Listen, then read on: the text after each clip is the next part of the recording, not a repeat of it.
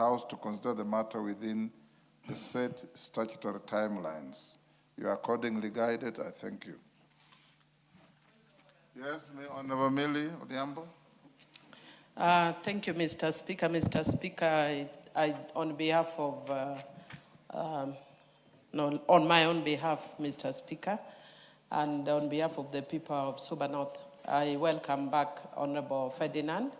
And indeed, you've raised a very cardinal issue about the issue of communication, especially in Braille. But perhaps it should not just be limited to members who have challenges. Perhaps it's a challenge that the entire parliament should Perhaps it's a challenge that the entire parliament should take up, because we do not know when this. I've actually seen situations where members came when they were walking and they left this house when they are disabled, and we've seen Honorable Ferdinand now can't talk. So it's really a challenge for all of us to be able to communicate even with our persons who are, other people who are differently abled. But Mr. Speaker, I just wish to notify the House that unfortunately today we lost so far a record 16 girls in Utumishi Academy. And Mr. Speaker, I wish to request whether the House could observe a moment of silence for our lost girls. It's a very unfortunate incident that has faced us today as a country. And of course, I'm sure we will be talking about it later, about issues of security and safety of our girls, and some of the challenges that we're already noting, and even emergency response. But for now, Mr. Speaker, I just wish for us to, if agreeable, Mr. Speaker, if we could just observe a moment of silence for the girls who have died. Thank you, Mr. Speaker. Thank you, Honorable Millie. Indeed, the tragedy in Gilgil is something that the House takes note. And before I say something, Milemba Omboko. Honorable Speaker, thank you for this chance as we welcome Honorable Wanyonyi back. It opens a space within the labor sector where we have people who actually assist those who may not be having speech or any other forms of abilities to execute their work. We have so many of them in the teaching sector, like the caregivers, who currently are struggling to get a place in proper law so that they can be remunerated. There's a section that is remunerated, yes, but you can now see, Honorable Speaker, that possibly Parliament needs to come up with a proper law to also deal with such a situation which may arise among ourselves, so that we have caregivers and assistants, and who have to get a law to remunerate them on how they will actually work alongside the member. So I find this situation, which has been very prominent in the teaching sector, now also coming into Parliament, and possibly we should consider that.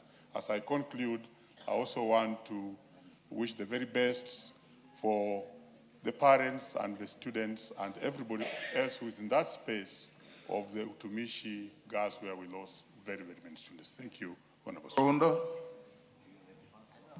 Thank you, Honorable Speaker.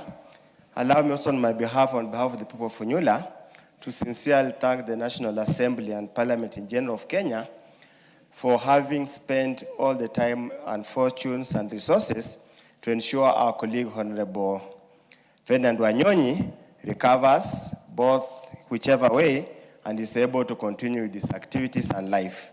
We as the people of Funyula have got attachment to Honorable Wanyonyi because the spouse comes from Funyula constituency, and we continuously prayed for his quick recovery, because we knew any eventuality would have affected us likewise as would have affected people of Kwanza. Secondly, Honorable Speaker, the issue of hearing impairment is becoming a big matter, especially as Honorable Milemba has said, on the issue of learners. Personally, I have about 5 or so cases of boys and girls in both senior school and junior secondary school who have got hearing impairment, and also we're looking for an opportunity to look for Honorable Nyikal, Dr. Nyikal, the chair, to give policy decision direction on how this can happen. Finally, also want to join the people of Kenya in passing our sincere condolences to the girls who lost their life at Utumishi Girls Academy, Gilgil. When the news filtered in the morning, Honorable Speaker, whatever energy had mustered, whatever courage had mustered to attend National Prayer Day just dissipated and decided to stay in the house and commensurate with the parents and the guardians and the school fraternity. Children should go to school to learn, acquire knowledge. Children should never go to school to die in school. For the fraternity and the parents, on my behalf and the behalf of people of Funyula constituency, tunasema pole sana, pole sana, pole sana. Thank you, Honorable Speaker. Yes, Robert Mbui. Yeah, thank you, Mr. Speaker. I also want to join my colleagues in passing a message of condolence for the families, friends, neighbors, and everyone who has been affected in one way or the other by the tragedy that has befallen our children.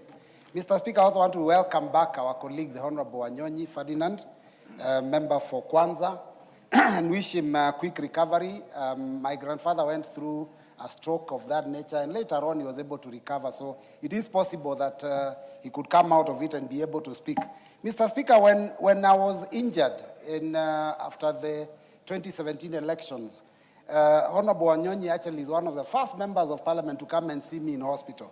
And Mr. Speaker, I remember at that period I had an issue because one of my legs was completely broken, so I had to be on crutches for a period of several months. And Mr. Speaker, I did attempt at that time to ask Parliament to support me because, you know, when you're on crutches, even when it comes to serving food in a hotel, you can't be able to hold your crutches and carry a plate. So I asked Parliament to support me and give me someone to assist me for that period. And Mr. Speaker, the answer I got was very interesting from the Parliamentary Service Commission. They asked me to register with there's a commission for disability. And Mr. Speaker, I knew that my problem was not going to be permanent. At that time, we had Honorable David Sankok in the house, and he was calling himself my chairman. But I refused because I knew even though there were benefits that I would get out of the registration, it wouldn't have been a fair thing. So, Mr. Speaker, we may need, as Parliamentary Service Commission, to consider those that go through, disability on a temporary measure. Thank you, Mr. Speaker. Unfortunately, Robert, as the chair of PSC, that is in the Human Resource Manual guidelines from SRC and I think the Minister of Labor. Even for Honorable Samal, Honorable Tim Wanyonyi, Honorable Bishop Kosgei, and now Ferdinand, to get support, you have to get a certificate from the organization you have cited. I've had also 2 cases where members have asked to be given support for being disabled, and when we have sent them for checkup as required by the law, the doctors have declared them not being not disabled. So it also helps. And if you are a decent person like I know you are, when you recover fully and you throw away your crutches, you return the certificate and inform the House accordingly. Yes, Murugara? Thank you. Thank you very much, Honorable Speaker. Honorable Speaker, I just want to thank you personally because of what you did to Honorable Ferdinand Wanyonyi. Not once, not twice, I must have seen you in India, going to visit him to confirm his health status and well-being, and to ensure that he gets the best of treatment in that particular hospital. Mr. Speaker, I think that is best of servant leadership, that as you serve these people, you really have to go down and ensure that they are taken care of. And I associate myself with the sentiments expressed that Honorable Wanyonyi has now lost his voice, and he needs special care and attention as we move about the business of the house. Everybody knows Honorable Wanyonyi was one of the best debaters in this house, contributors to motions, and therefore he needs to be enabled so that he can continue doing what he does best. Secondly, I also join the rest of the country in mourning those young angels of Utumishi Girls Secondary School who lost their lives. Sincere condolences from me and the people of Tharaka, because these angels were innocent and that was just but a fire tragedy that has now caused us grief. As we pray that their souls rest in peace, we also pray that we do the best we can as a country to support the parents, to support the traumatized girls who have been left behind, who require our care and attention so that they are able to return their lives to normalcy. Thank you very much, Honorable Speaker. Honorable members, on the request of the Honorable Millie, and I have no doubt on behalf of the member for Gilgil, the Honorable Mother Wangari, who I saw on TV in Gilgil trying to assist the families, shall we be upstanding and observe a minute's silence?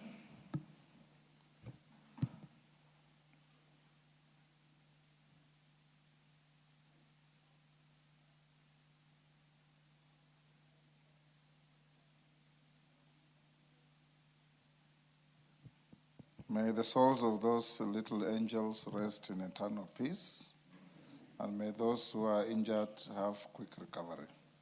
Thank you. Next order.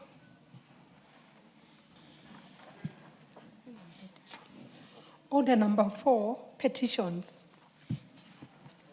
Members on their feet, take your seats.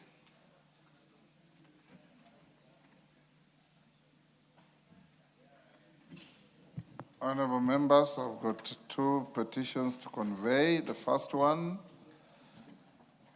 is regarding determination of Kipkabu's public forest land claim. Honorable members, Article 119 of the Constitution accords any person the right to petition Parliament to consider any matters within its authority. Further, Standing Order 2252B requires the Speaker to report to the House any petition other than those presented by a member.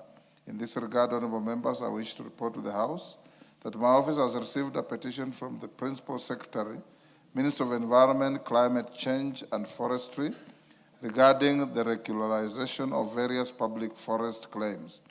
Honorable members, the petitioner states that the Minister of Environment, Climate Change and Forestry received a presidential directive via reference number OP-CAB 26/1/3A/volume 11/7, dated 17th July 2025, on processing and issuance of title deeds for it, the settled residents of Kipkabu's Forest, Elgeyo Marakwet County. Further, the petition states that the Cabinet had sanctioned the petition via letter reference CAB 1581 Rev dated 22nd November 2016, and the Kenya Forest Service Board reference KFS Board 5/2025 447 dated 22nd January 2025.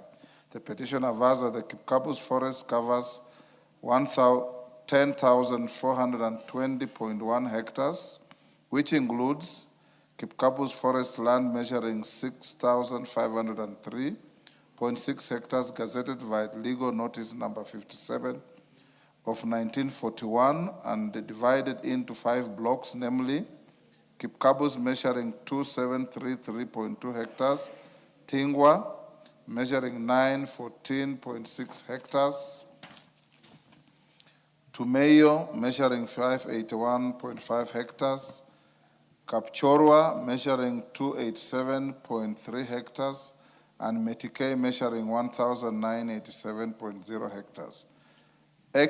East African Tanning Extract Company measuring 3,916.6 hectares, gazetted via legal notice number 2378 of 2nd September 1977 as an addition to Kipkabu's forest. The petitioner contends that the forest areas have diminished through non-formalized acquisitions, exchanges, and encroachments, hence the need to institute the regularization of settled areas through due process of the law to save the forest from degradation. Honorable members, the petitioner further states that in view of the long-standing settlement and historical government-sanctioned resettlement, the ministry is petitioning the National Assembly to approve the degazettement of the occupied portions of Kipkabu's forest to allow for survey, adjudication, and issuance of title deeds to bona fide residents while preserving the remaining forest for conservation. Honorable members, the petitioner concludes by praying that the National Assembly A urgently approves the variation of the boundaries of the public forest comprised of Kipkabu's forest of approximately 4,112.2 hectares, and B, Parliament considers the petition and issues appropriate resolutions in accordance with Article 119 of the Constitution and Section 34 of the Forest Conservation and Management Act, Cap 385. Honorable members, having confirmed that the issues raised in this petition fall squarely within the jurisdiction of this House, and that they are not before any court or constitutional body, I hereby commit the petition to the Departmental Committee on Environment, Forestry, and Mining. The committee is to expeditiously consider the petition and report to the House in accordance with the Petitions to Parliament Act, Procedure Act, Cap 7E, Section 34 of the Forest Conservation and Management Act 2016, Cap 385, and Standing Order 2272. I thank you. The next one, honorable members, is regarding freedom of succession law. Reform of succession law and administration of estates in Kenya. Honorable members, Article 119 of the Constitution accords any person the right to petition Parliament to consider any matter within its authority. Further, Standing Order 2252B requires the Speaker to report to the House any petition other than that presented by a member. In this regard, I wish to report to the House that my office has received a petition from the former governor for Taita Taveta County, Engineer John Murutu, ID number 48-62, and 22 others regarding reform of succession law and administration of estates in Kenya. Honorable members, the petitioner states that a substantial proportion of productive assets in Kenya, particularly land, remain registered in the names of deceased persons due to delayed succession processes. And in many instances, the process is not completed for periods ranging from between 20 and 40 years after the passing on of persons holding the assets. The petitioners aver that succession procedures under the current legal framework are complex, costly, and inaccessible to ordinary citizens. Further, that such procedures involve multiple steps including court filings, gazettement, legal representation, valuation, and registry processes, which collectively create barriers to access. Honorable members, the petitioners are concerned that the delayed succession constrains economic growth as it hinders the use of assets as collateral, transfer efficiency, and investor confidence. This has led to limited access to credit, reduced agricultural productivity, increased disputes, pressure on the judiciary, and inefficiencies in asset markets. Honorable members, the petitioners submit that although succession is fundamentally a legal and administrative matter governed by the law of Succession Act Cap 160, the current legal and administrative framework does not adequately facilitate accessible, affordable, and timely succession procedures.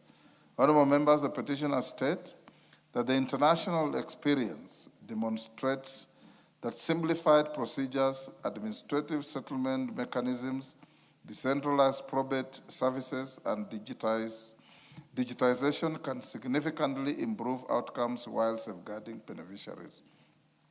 The petitioners therefore pray that the National Assembly, through the Public Petitions Committee, initiates a review and amendment of the Law of Succession Act Cap 160 to provide for simplified succession procedures for small estates, administrative settlement of uncontested estates, as well as expanded and decentralized probate services across the country.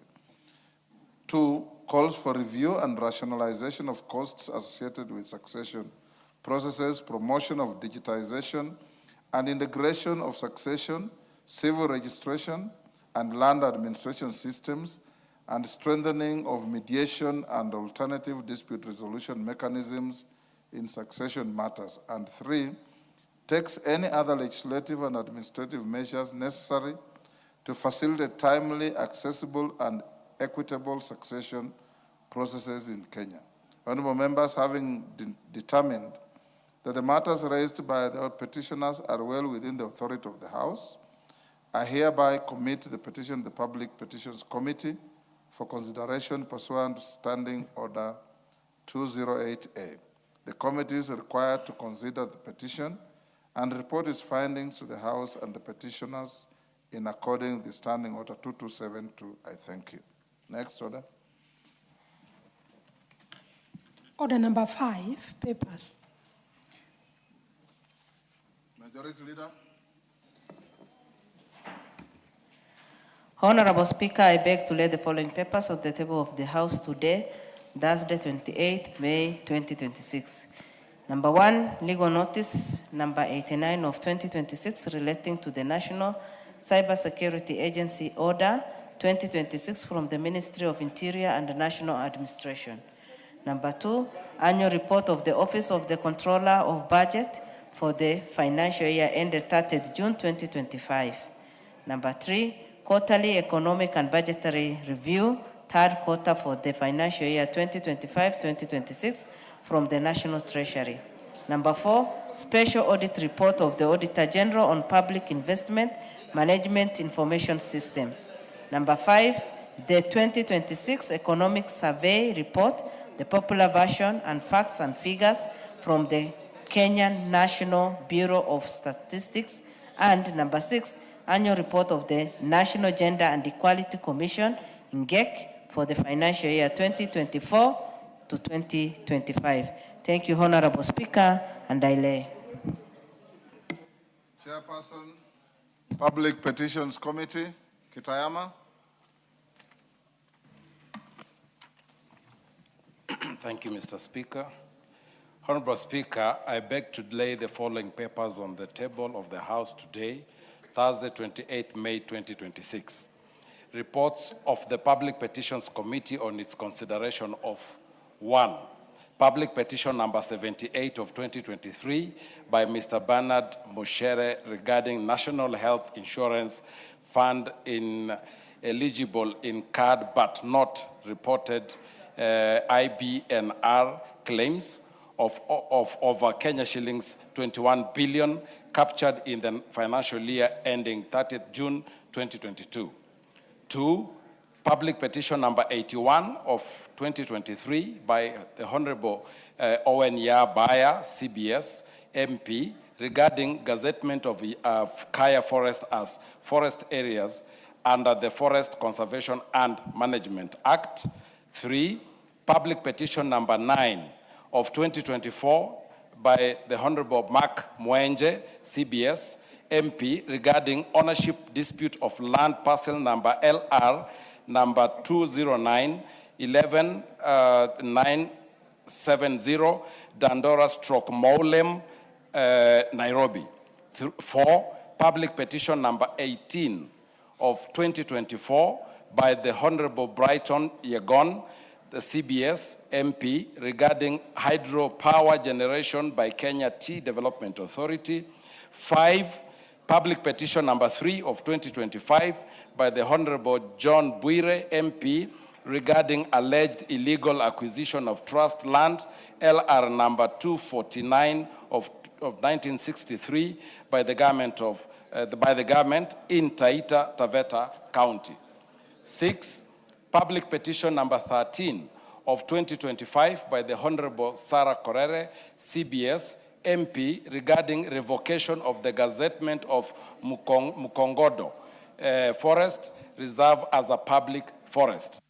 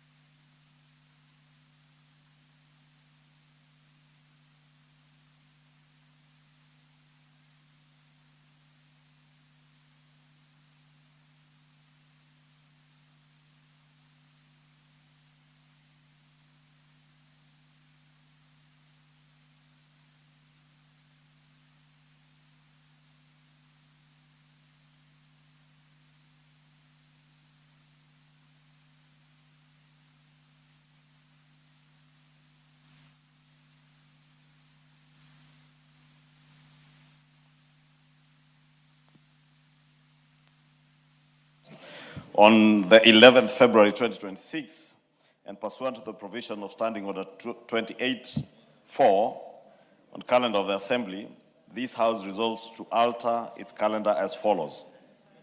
1. Commence the short recess of the second part of the fifth session on Friday, 3rd July 2026 until Monday, 27th July 2026.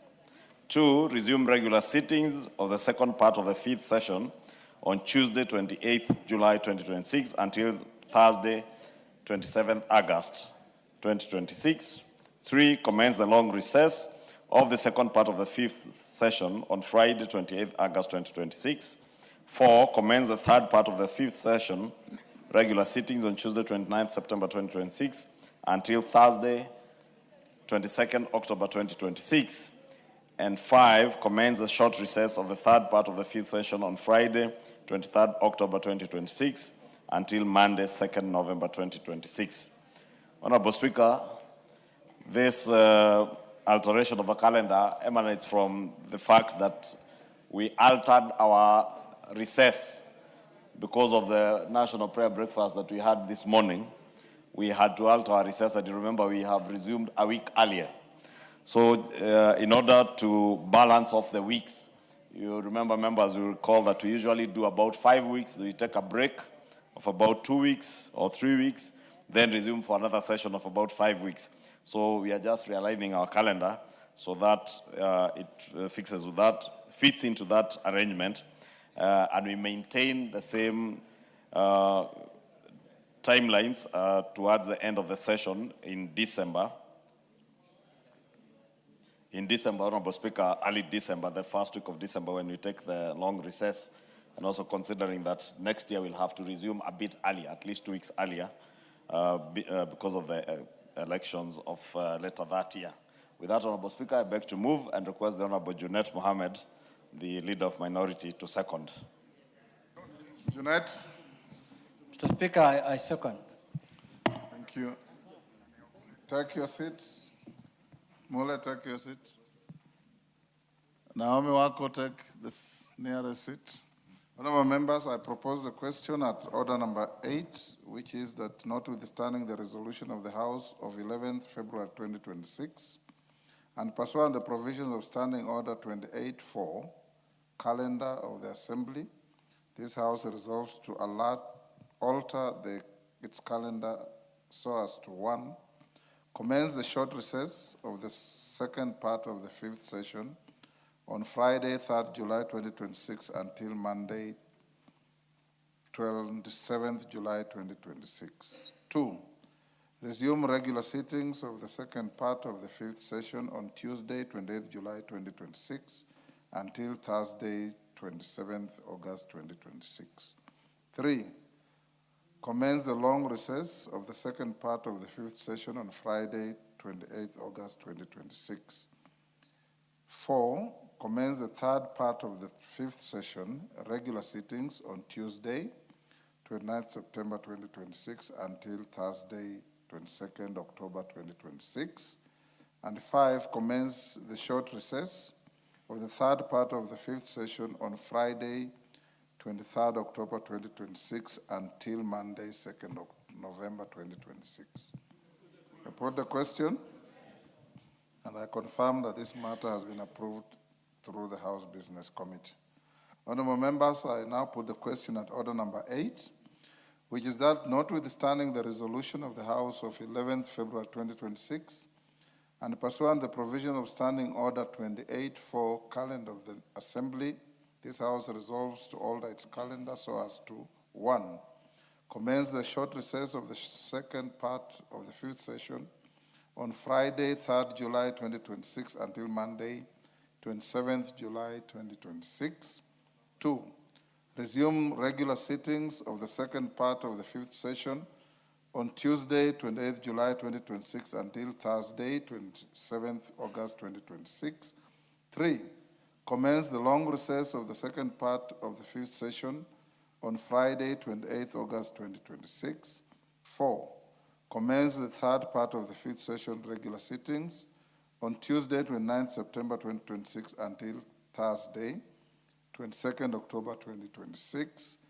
And 5, commence the short recess of the third part of the fifth session on Friday, 23rd October 2026 until Monday, 2nd November 2026. As members of that opinion say aye. Aye. Will those of the contrary opinion say nay? The ayes have it. Next order. Order number 9, motion, reconstitution of specified committees. Majority Leader, Chairperson, Committee on Selection. Thank you, Honorable Speaker. Honorable Speaker, I beg to move that notwithstanding the resolutions of the House on Wednesday, 5th March 2025, Thursday, 6th March 2025, Tuesday, 29th July 2025, and Tuesday, 24th February 2026, appointing members to various committees and pursuant to the provisions of Standing Order 175, this House resolves to A, reconstitute the Public Investments Committee on Governance and Education as follows: the Honorable Ongondo Boyd Were MP, 2 Honorable Karido Kili Daniel MP, 3 Honorable Bonaya Mumina Golo MP, 4 Honorable Mwenje Mark Samuel CBS MP, the Honorable Wamashukuru James Gidua Kamau CBS MP, the Honorable Engineer Zambia Kidua Thaddeus MP, 7 the Honorable Bisao Morris Kakai MP, the Honorable Idhinji Shadrack Mwiti MP, the Honorable Chiforomodo Mangale Munga MP, the Honorable Alpha Ondieki Miruka CBS MP, the Honorable Sigei Francis Kipyagon Arab MP, the Honorable Tubi Mohammed Tubi MP, the Honorable Tongei Rebecca Nonaishi MP, the Honorable Kirima Moses Ngushine MP, the Honorable Oyugi Dick Maungu MP, and B, approve the appointment of the following members to the respective committees as specified hereunder. Other select committees on the Constitutional Implementation Oversight Committee, the Honorable Mwangi Teresia Wanjiro MP to replace the Honorable Mukunji John Gitonga MP, and 2, the Honorable Keter David Kipsang MP to replace the Honorable Kitur Bernard Kibor MP. B, on Committee on National Cohesion and Equal Opportunity, the Honorable Amboka Jack Wanami, CBS MP to replace the Honorable Oyugi Dick Maungu MP. C, Committee on Members' Services and Facilities, the Honorable Mukunji John Gitonga MP to replace the Honorable Teresia Wanjiro MP. On Financial Audit and Money-Related Committees, D, Special Funds Accounts Committee, the Honorable Koi John Waluka, CBS MP, to replace the Honorable Otucho Mary Emase MP. E, Departmental Committee on Finance and National Planning, the Honorable Amushomba Gadoni, HSC MP, to replace the Honorable Maina Betty Njeri MP. Departmental Committee on Housing and Urban Planning and Public Works, the Honorable Tonui Joseph Kipkosgei MP, to fill a vacancy in the committee. G, Departmental Committee on Regional Development, the Honorable Keter David Kipsang MP, to replace the Honorable Wamoshomba Gadoni, HSC MP. Departmental Committee on Transport and Infrastructure, the Honorable Maina Betinjeri MP, to fill a vacancy in the committee. And I, the Departmental Committee on Communication, Information and Innovation, the Honorable Tubi Mohammed Tubi MP, to replace the Honorable Tonui Joseph Kipkosgei MP. And lastly, J, Departmental Committee on Education, the Honorable Kombe Harrison Garama MP, to replace the Honorable Oyugi Dick Maungu MP. Honorable Speaker, as you directed when we were beginning this session, in your directions to the Committee of Selections and the whips, to accommodate the new MPs who are no MPs, who are not no committees to sit in, the Selections Committee met and under the guidance of the whips, reconstituted the committees as has been stipulated on the order paper, and we have now accommodated all the new MPs into committees. And Honorable Speaker, as you're also aware, there is still a vacancy for the Member of Parliament for Kalau, whom we unfortunately lost. And we have left a bit of vacancies, and therefore we do hope that immediately after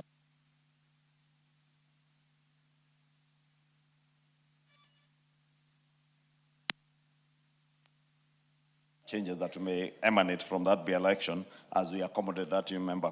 There are a bit of realignments of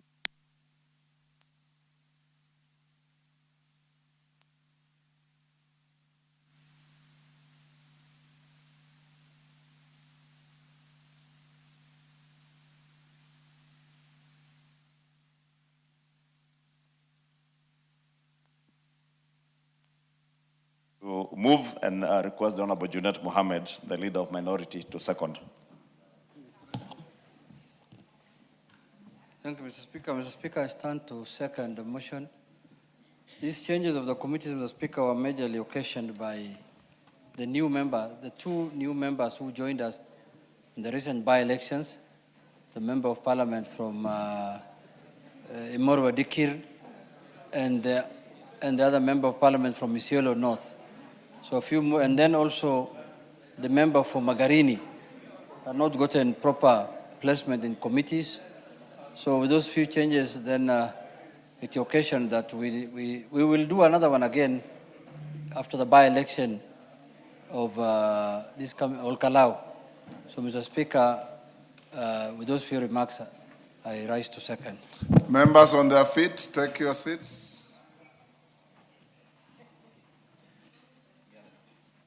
Take the nearest seat. Member on his feet, talking to Amashukuru.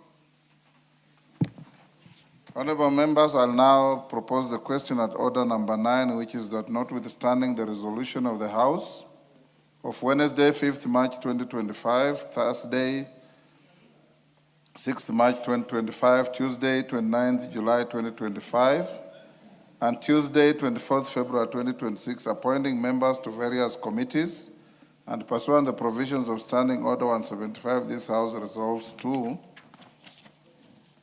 A, reconstitute the Public Investments Committee on Governance and Education as follows. 1, the Honorable Ongondo Boyd Were MP. 2, the Honorable Karido Kili Daniel MP. 3, the Honorable Bonaya Momina Golo MP. 4, the Honorable Mwenje Mark Samuel CBS MP. 5, the Honorable Wamashukuru James Gidua Kamau CBS MP.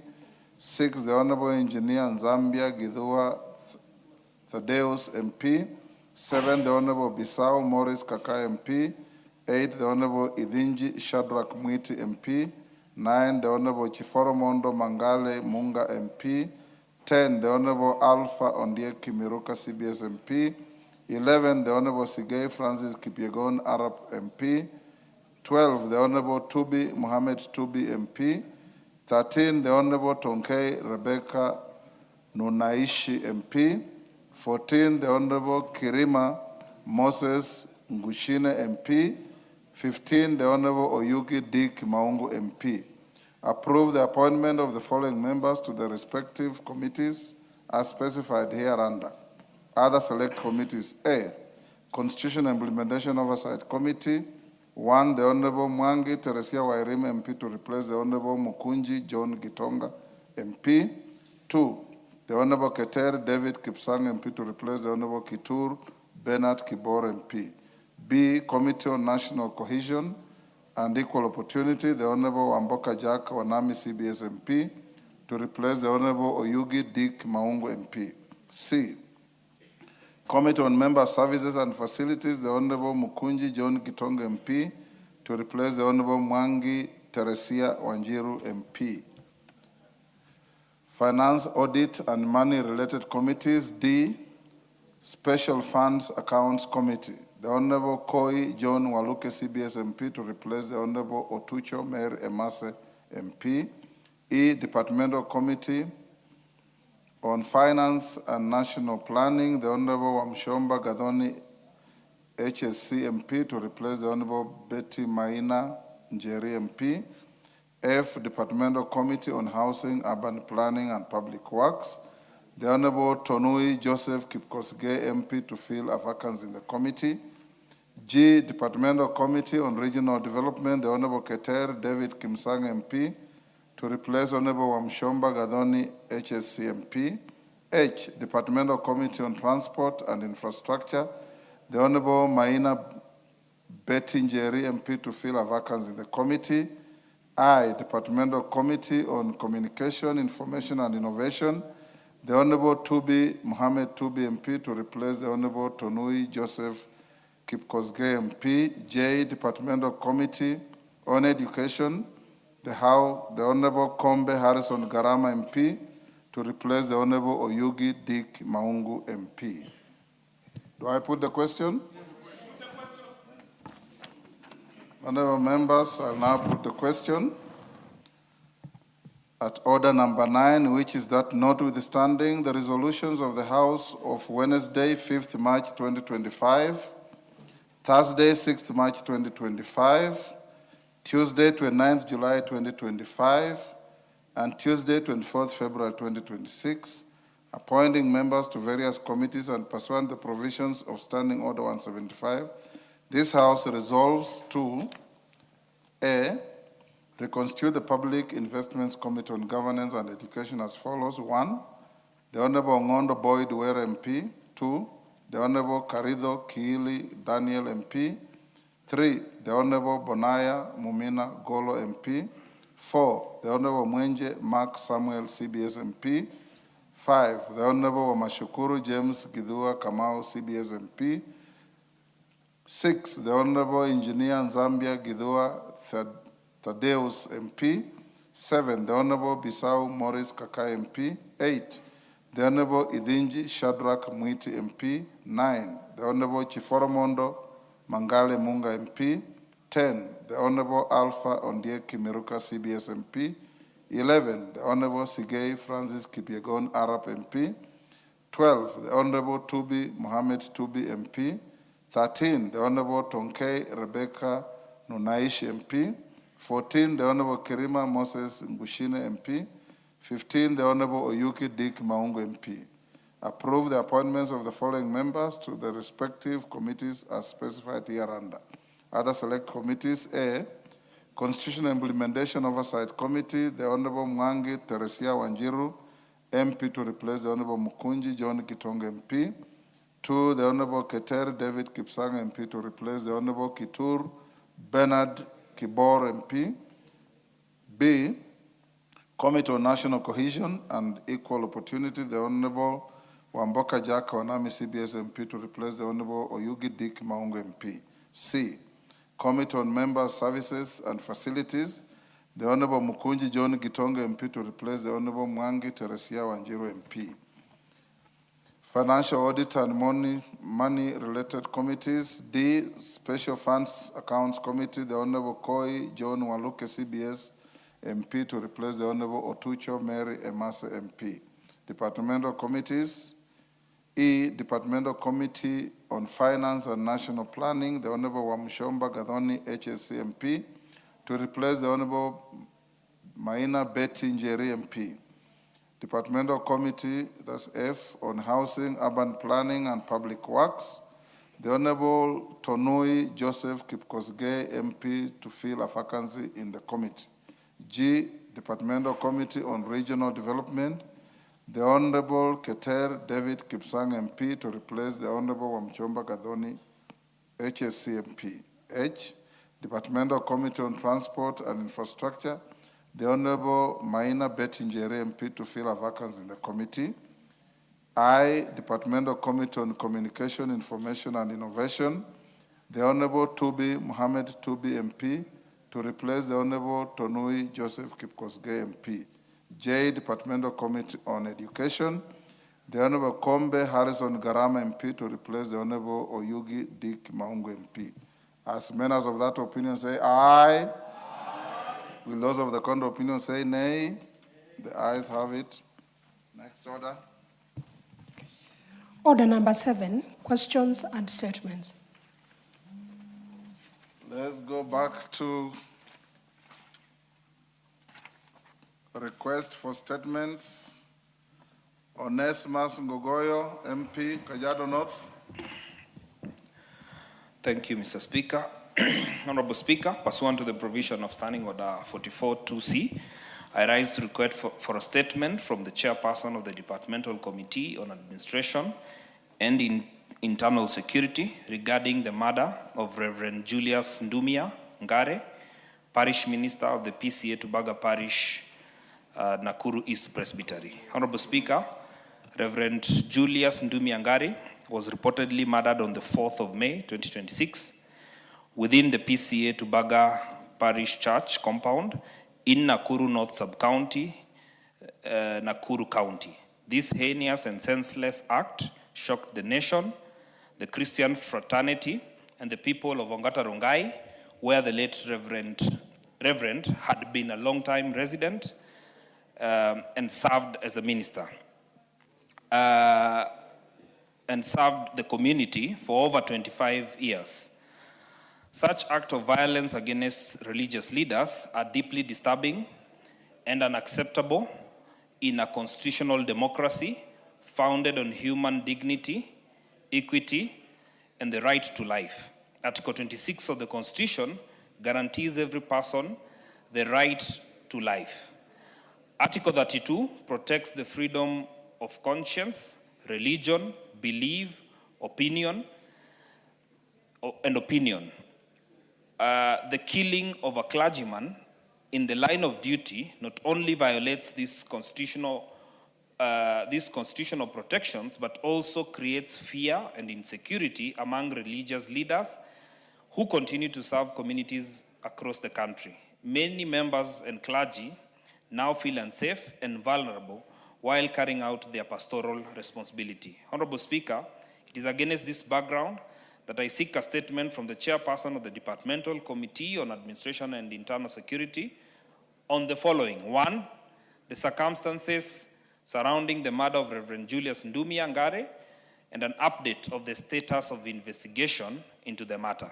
Two, the progress made in identifying, apprehending, and prosecuting the individuals responsible for the heinous act. Three, the measures put in place by the ministry to guarantee the safety, security of clergy and other religious leaders, particularly those serving in isolated and vulnerable areas. And four, the support being accorded to the bereaved family, the church, congregation, and the wider community affected by the tragic incident. I thank you, Mr. Speaker.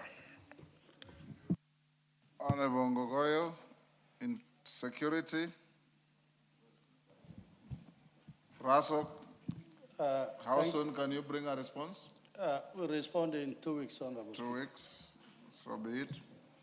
Before I call Leah Sankaire, allow me to acknowledge honorable members. The following in the Speaker's Gallery: PCA Kambala School from Molo, Nakuru. When you are called out, if you are in the gallery, you stand up to be acknowledged. PCA Kambala School, Molo. Thank you. Apostolic Carmel School from Makadara, Nairobi. Thank you. In the public gallery, we have St. Teresa's Kutus Girls from Mwea, Kirinyaga. Jenongaiseri School from Kajiado, Central Kajiado. Ngetimoi Girls School from Baringo, Central Baringo. Pwani University from Kilifi North, Kilifi. On my behalf and on behalf of the House, we welcome the students, their teachers, and those accompanying them to the House of Parliament. Thank you. Next, Leah Sankaire. Leah Sankaire, question deferred. Next, Joyce Kamene, member for Machakos County. Thank you, Mr. Speaker. I request for a statement regarding payment of salaries and dues to the former employees of East Africa Portland Cement Company.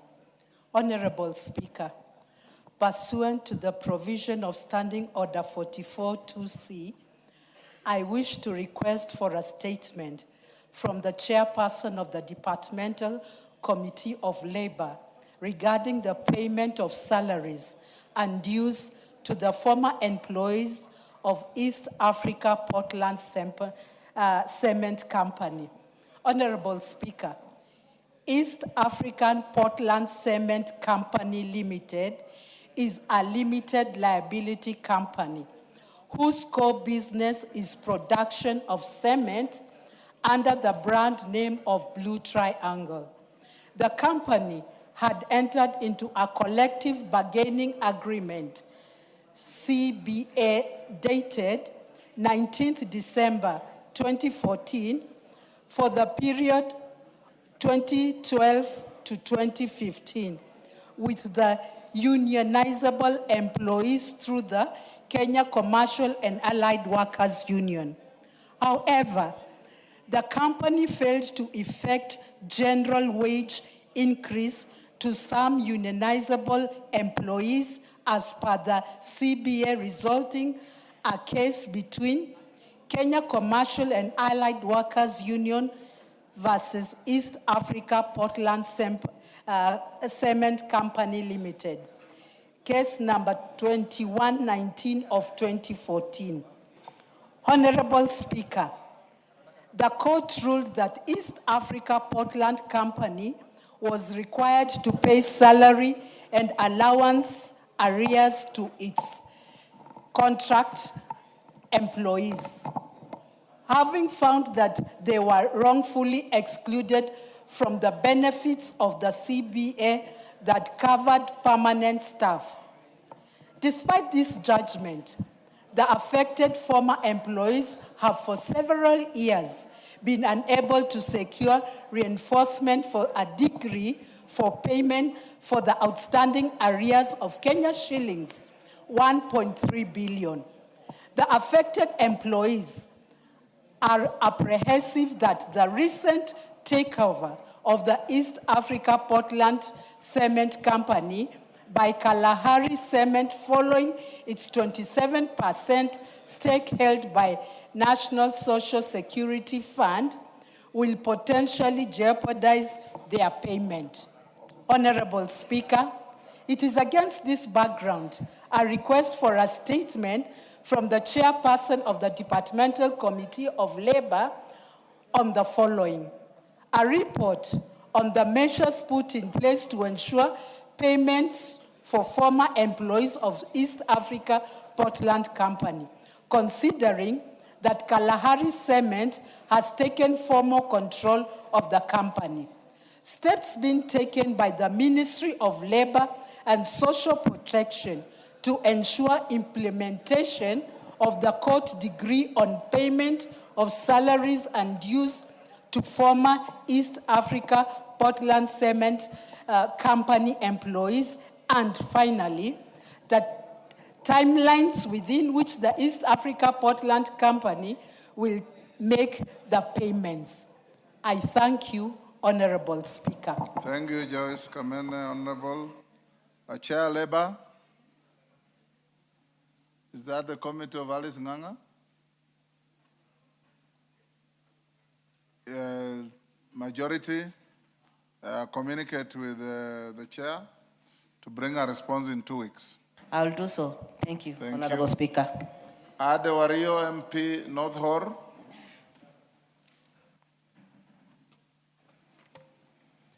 Thank you, Honorable Speaker.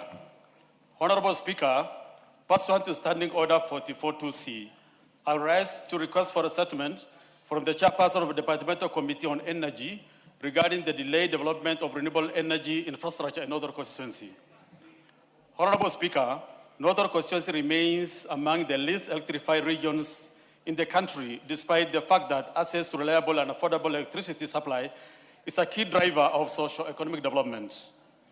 In an effort to improve electricity access in the area, the Minister of Energy and Petroleum, through the Rural Electrification and Renewable Energy, REREC, commenced installation of solar mini grids in Dukana, Ileret, Balesa, and Hurry Hills.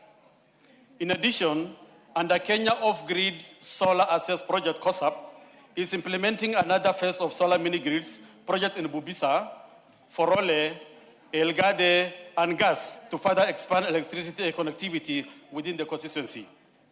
It is, however, regrettable that the mini grids in Dukana, Ileret, and Balesa have remained non-operational for close to 2 years, resulting in prolonged darkness and severely disrupting essential services dependent on electricity in the region. Honorable Speaker, it is against this background that I seek a statement from the chairperson of the Departmental Committee on Energy on the following. 1, a report on the rationale for continued investment in the solar mini grids in Bubisa, Forole, Elgade, Gas, while the existing mini grids in Dukana, Ileret, and Balesa remain non-operational. And when Dukana, Ileret, and Balesa will have reliable and uninterrupted power supply. Secondly, clarification on the reasons for the non-connectivity of Northor to the Lake Turkana wind power project, despite the proximity of the constituency to the project. Finally, the plans by the Minister of Energy and Petroleum to invest and tap wind and solar power potentials in other constituency and timelines for implementation. Thank you, Honorable Speaker. Thank you, Honorable Wario. Chair Energy. Mandazi, are you in the committee? Yes, when can you bring a response?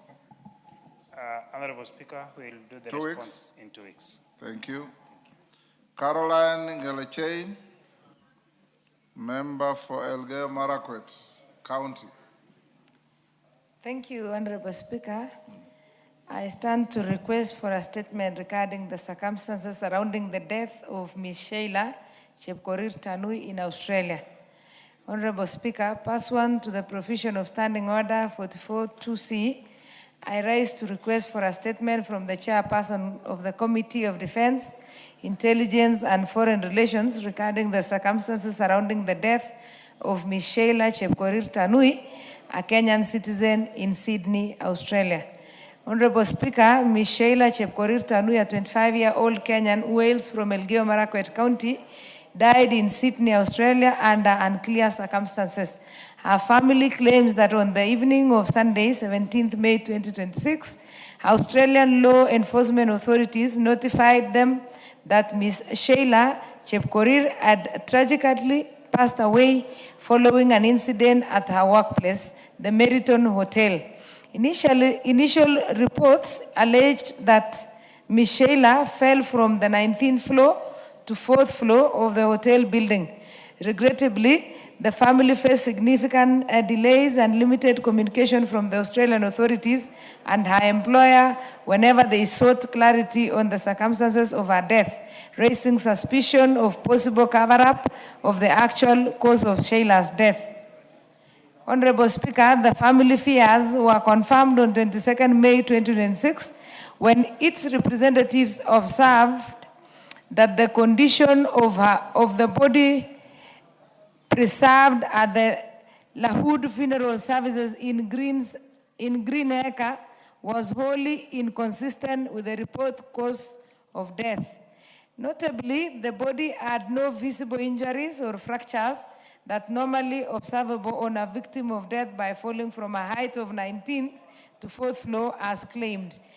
These concerns, together with the reported inconsistencies in official accounts, inadequate access to CCTV footage, witness statements, and absence of the transparent investigation process have left the family and the Kenyan community deeply distressed and without satisfactory answers. Honorable Speaker, it is against this background that I request for a statement from the chairperson of the Committee on Defense, Intelligence and Foreign Relations on the following one. A report on the investigations being conducted by the Australian law enforcement and forensic authorities into the death of Ms. Sheila Chepkorir Tanui, including the steps taken to secure all the available CCTV footages, witness statement, and forensic evidence for use to establish the actual cause of her death. 2, the measures being taken by the government of Kenya to engage Australian authorities to ensure a thorough and transparent investigation into the circumstances surrounding the death of Ms. Sheila Chepkorir and to guarantee the family full access to all relevant findings and evidence. And 3, the support and consular assistance being extended to the family by the Kenya High Commission in Australia, including measures to facilitate the dignified repatriation of Ms. Tanui's body, remains, and provision of the appropriate support to the family. I thank you, Honorable Speaker. Thank you, Caroline Ngelechei. Chair, Defense, Intelligence and Foreign Relations. Any member? Timothy? Can you bring a response? Honorable Speaker, with your permission, if I can write on that statement. Okay, go ahead. Thank you, Honorable Speaker. But are you a member of the committee as well? No, no, Chair. No. No, Okay, go ahead. Honorable Speaker, this is a sad incident. Honorable Speaker, Sheila Jepkorir left Kenya on April 4th, 2026. Barely 2 months thereafter, she was found dead in Australia, Sydney. Honorable Speaker, this is a young lady who was carrying the dreams and the aspirations of the family. Honorable Speaker, she hails from Marakwet East, and it is unfortunate, Honorable Speaker, that so far there has been no major truth on the death of Sheila. Honorable Speaker, I call upon the Committee of Defense and the Kenyan High Commission to do thorough investigations and appraise the family on the cause of the death. Honorable Speaker, as the government, including this House, Honorable Speaker, we have an obligation to protect the lives of our young people, and I have no doubt that the Committee on Defense will take this matter seriously and give a report, Honorable Speaker, preferably before 1 week, so that the family can bring this matter to closure. Thank you, Honorable Speaker. Chair, Defense and Foreign Relations, how soon can you bring a response? It's about a death of a young Kenyan lady in Australia. 2 weeks, Honorable Speaker. 2 weeks, okay. Again, my apologies because we had the delegation from the House of Commons. Yes. So we were. Thank you. Thank you. Responses? Member for Pokot, Israel Kasiwai in the chamber? Yes. Raso, are you ready with this? The first one on responses, status and jurisdiction of Aro Sub-County Administrative Unit. Thank you very much, Honorable Speaker. Honorable Speaker, this is a statement regarding boundary dispute between Turkana and West Pokot counties. Honorable Speaker, Honorable Rael Kasiwai has requested to be informed. 1, clarification on the official recognized boundary between Turkana and West Pokot. Measures being taken by the ministry to ensure seamless coordination in matters of security. Steps being taken to safeguard land rights, prevent boundary-related conflict. Honorable Speaker, Aro Sub-County is administratively within Turkana County, having been carved out of Turkana South Sub-County. It comprises Kainuk, Katilu, and Nakwamoru divisions, as well as Kainuk, Kaptutir, and Katilu locations, and 10 sub-locations. The Districts and Provinces Act of 1992, whose boundary provisions remain in force to date, clearly places Aro within Turkana County. This position was reaffirmed by the Andrew Legale Commission on the delimitation of boundaries, which maintain the same boundary demarcation. Measures being taken by the ministry. Honorable Speaker, the ministry has put in place the following measures. 1, deployment of multi-agency security teams, institutionalization of joint security forums, engagement of peace committees and community elders. 4, facilitation of cross-border peace dialogue. 5, operationalization of Aro Sub-County as an administrative unit. 5, next is steps being taken to safeguard land rights. Honorable Speaker, the ministry has undertaken the following interventions: promotions of alternative dispute resolution mechanism, implementation of civic education programs, 5, strengthening community engagement and peace building initiative, 4, promotion of equitable land use and development to minimize disputes, 5, enhancement of surveillance, early warning, and rapid response mechanism to security issues. In conclusion, Honorable Speaker, the government remains committed to maintaining peace, security, and stability in Narrow Sub-County and along the Turkana-West Pokot boundary. Thank you, Honorable Speaker. Signed by Honorable Kipchumba Murkomen, EGH, Cabinet Secretary for Interior and National Administration. Thank you, Honorable Speaker. I beg to submit. Thank you. Kasiwai, you've heard the answer or the response. Thank you, Honorable Speaker. I want to appreciate the answer from the chair. However, there is need, Honorable Speaker, for the committee to visit the area to confirm whether the act has been implemented fully, because as it is, there's still a lot of uncertainty on the boundaries. And Honorable Speaker, I want to propose also that the committee, or rather the Minister of Lands, to first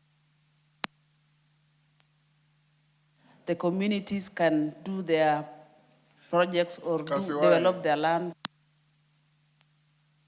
Parliament for West Pokot, right? Yes, Speaker. The chair of the committee is saying this area is in Turkana. You heard him say that? Yes, Speaker. So why do you want adjudication in a neighboring county? There is a constant conflict, Speaker. Did you hear what he said? Noted, Honorable Speaker, but you know, he said the Districts and Provinces Act, which you ought to know. Yes, I know. I understand the act yes, of 1992. I understand. Clearly places this area in Turkana. The Legal Commission of 2011 or 12 also affirmed the same. You are a member of the vast count of West Pokot, and you want adjudication to be done in Turkana. But it's up to you. Maybe you have extraterritorial jurisdiction. Yes, Oundo? Honorable Speaker, this issue of boundary disputes, which actually I find it very interesting, yet we are one country called Kenya. We also have a boundary dispute, so-called, I don't know what's declared a boundary dispute, which we have not, in Busia County, with the Sirisia constituency in Busia, in the Bungoma. And the chair, I'm sure, is aware of this matter. And we people of Busia want to make it extremely clear, with the due deference to our colleagues from Bungoma, that Changara division falls within Busia County. And the sooner we accept this fact and avoid cases of incitement between two communities that have lived together harmoniously, because they cross each over, they trade, they marry each other, they do all good and bad things together, and they have had no issues. I just want to urge leaders to avoid incitement. We are entering a very emotive time. Any form of incitement is unnecessary. I thought you were joyriding on the issue of Aro in Turkana, West Pokot. Cross. Okay. Honorable Speaker, something is brewing up. Yes. Cuts across throughout the country. And I've just highlighted this matter because some of the statements have been made by our colleagues in respect of the Changara issue is unfortunate and unacceptable. We must resolve this issue. And I think, Chair, you must pronounce yourself consistently on this issue, that boundaries were settled during when we were setting out the counties in this country. Legal Commission. Nobody ever raised any issue. Why would you so late in the day? Because it's political expedient, you want to look a hero amongst your people to get re-elected following your floundering numbers, then you start drumming up. Drums of war. Let's leaders And today you have gone to church. I mean, national prayer meeting. And I thought guys prayed and they are now saved and they are now talking very well. Sure, why do you then go to church? Why are you a Christian? If you can dream, Yes, beat drums of war. Thank you. Russell? Thank you very much. Kirima, you want to joyride on this? Yes, Kirima? Thank you, Mr. Speaker, sir, for giving me this opportunity. The matter has been raised by the chairman there, and as it has been addressed by my colleagues, it has really touched almost all parts of Kenya, because like in my constituency, the whole location has been taken by my neighboring constituency. And this matter was settled way back in 1992 by the act which created the counties. And at the same time, the Andrew Legal Commission pursued the matter of arbitration and it called all the parties. But their own data, when we have come up, and we were not there at that time because it was cleared by our forefathers. When we have come back, ourselves, by coming up ourselves, we have tried to look like heroes by trying to grab other people's neighboring territorial areas so that they can look like we are fighting for our own people, yet it's not true. Speaker, this is the issue which I'm suffering. Out of my colleagues here trying to make himself a hero of creating polling stations, schools, and other institutions in my place. Which colleague? My colleague, Honorable, the chairman of the legal committee, Murugara, trying to make... You are out of order. Kirima, order. Thank you, Chairman. You want to discuss the conduct of Murugara? Bring a motion. I will speak. I will speak. I will. Bring a motion. Yes, Emase? Thank you, Honorable Speaker, for the opportunity to joyride on this issue of territorial disputes. Honorable Speaker, it's a very serious issue. It's not only between Pokot, West Pokot and Turkana, but you'll find Busia and Bungoma. And I want just to echo on what my colleague Honorable Undo has raised. If you come to Busia, now Bungoma Sirisha is claiming Changara to be part of Bungoma. And Honorable Speaker, the Minister of Lands is silent on this issue. There are records, historical records, the acts. These are gazetted areas that belong to specific counties. And therefore, we cannot keep quiet and let this continue and escalate. Just hold your horses. To be fair to the House, the area member of Parliament of Teso North, Honorable Oku Kaunya, filed a matter with the Speaker. I passed it on to the Interior Ministry, and they are seized of the matter. So probably you are anticipating debate. If you give it time, they will respond and it will be brought to the House. But you are at liberty to say what you are saying. I stand guided, Honorable Speaker. I was just riding on and emphasizing on the importance of the urgency for us to address this issue because it's happening everywhere. Even within the same in certain counties, there are disputes between constituencies. Even if you come to my constituency, Honorable Speaker, Matayos is trying to claim part of Teso South, which is in Alupe. But you know, we are trying to solve it. So this disputes issue, the Ministry of Lands, Ministry of Interior should be able to come out and do something about it so that we prevent, communities beginning to, a lot of disputes between communities that have been living harmoniously for a long time, Honorable Speaker. Yes, Russell. Murugara, I have already ruled Kirima out of order, so you don't have to belabor the point. Yeah. Thank you.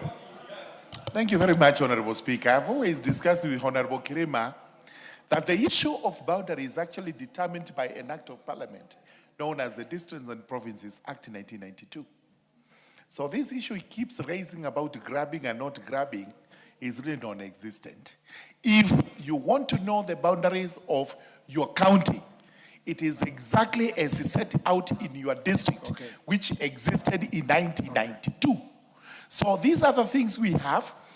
I don't know where they're coming from, because that time we had locations and sublocations, and these were used to mark the boundaries between one district and another. 1992 simply was to actually supplant those districts into counties.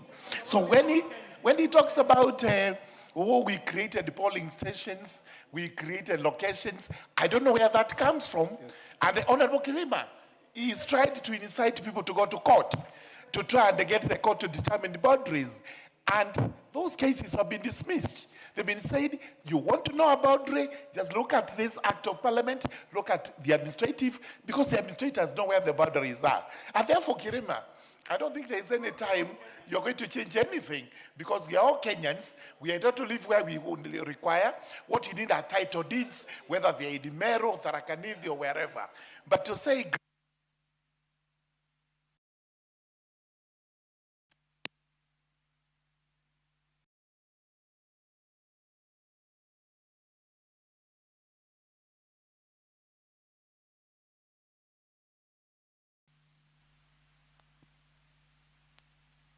Rael's question has been adequately answered. She really wanted to know where Aro is.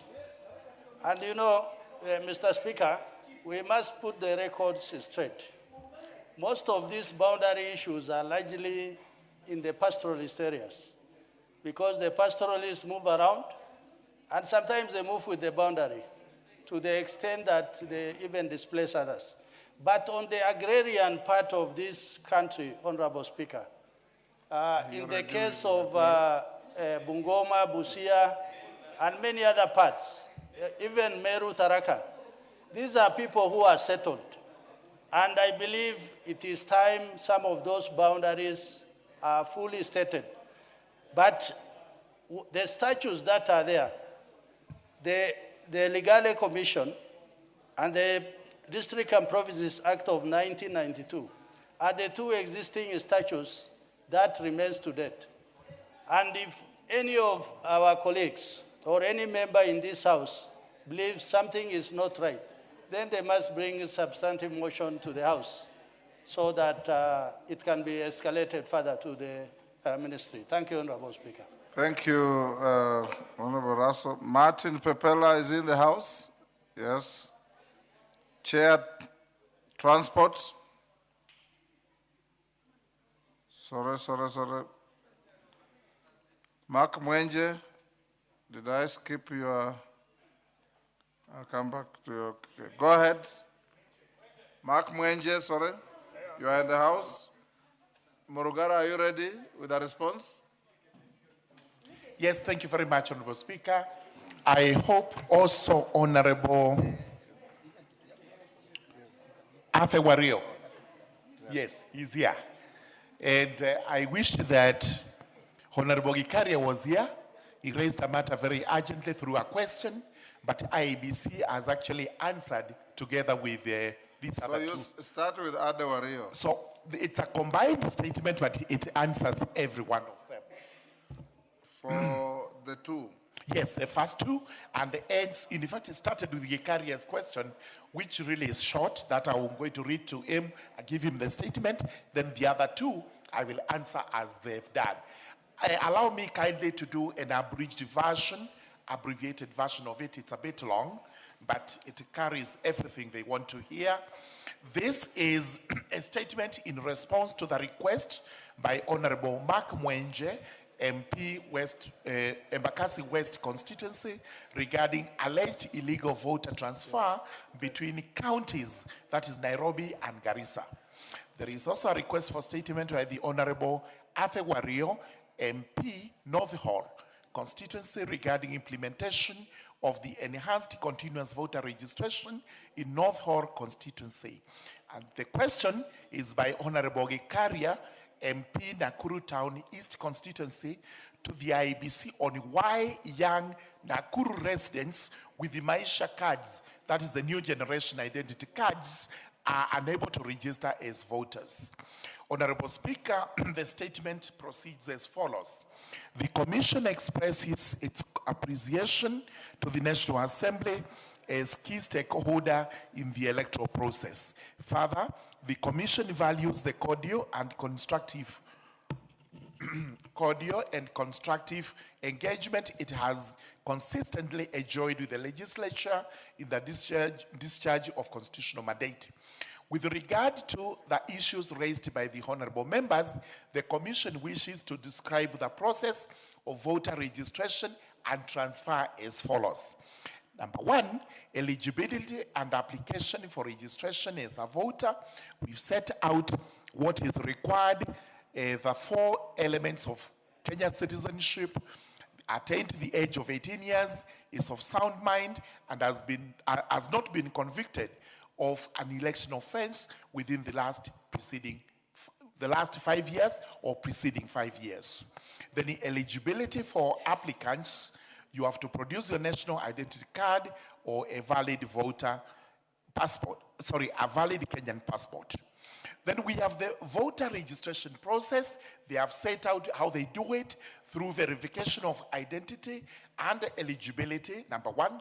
Number two, completion of application for registration form is the Form A. Number three is biometric data capture. Number four is selection of registration or polling center.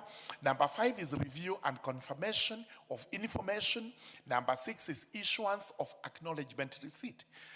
Slip, which looks like the voter's card we used to carry many years ago. Number seven is updating of voter records once this is done. And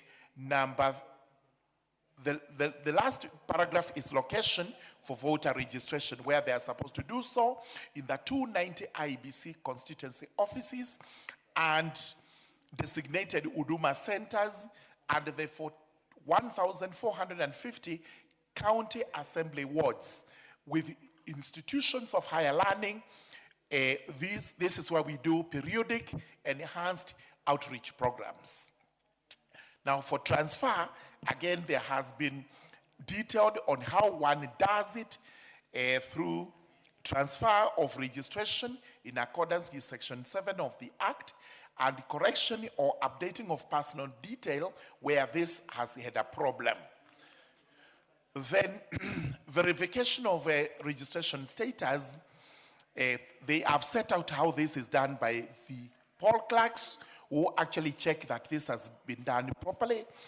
And now they go to the issues raised by the questions, starting with Honorable Gekaria, where he says Maisha cards are not being accepted in Nakuru Town East constituency, and their response is that this is not true. The Commission recognizes the Maisha card as an identification document and confirms that the voter registration system fully supports it.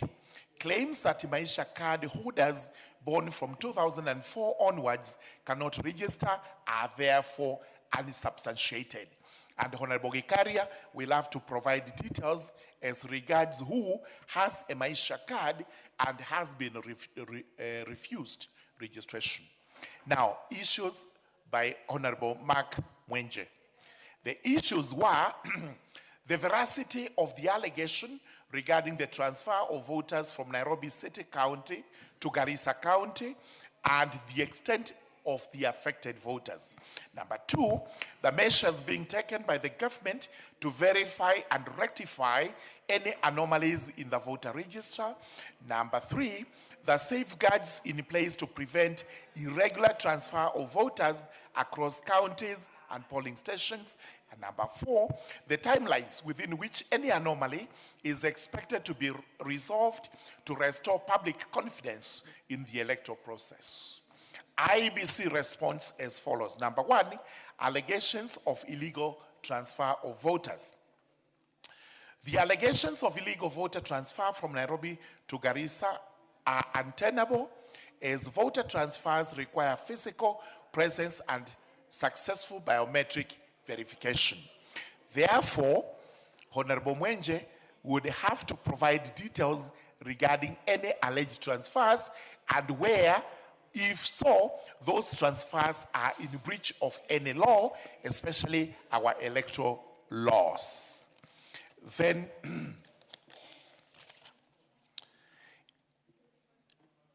once these measures are designed to detect, deter, and address irregularities while strengthening public confidence in the electoral process. So, they have set out the various methods that where this is done, and they confirm that there has been nothing illegal.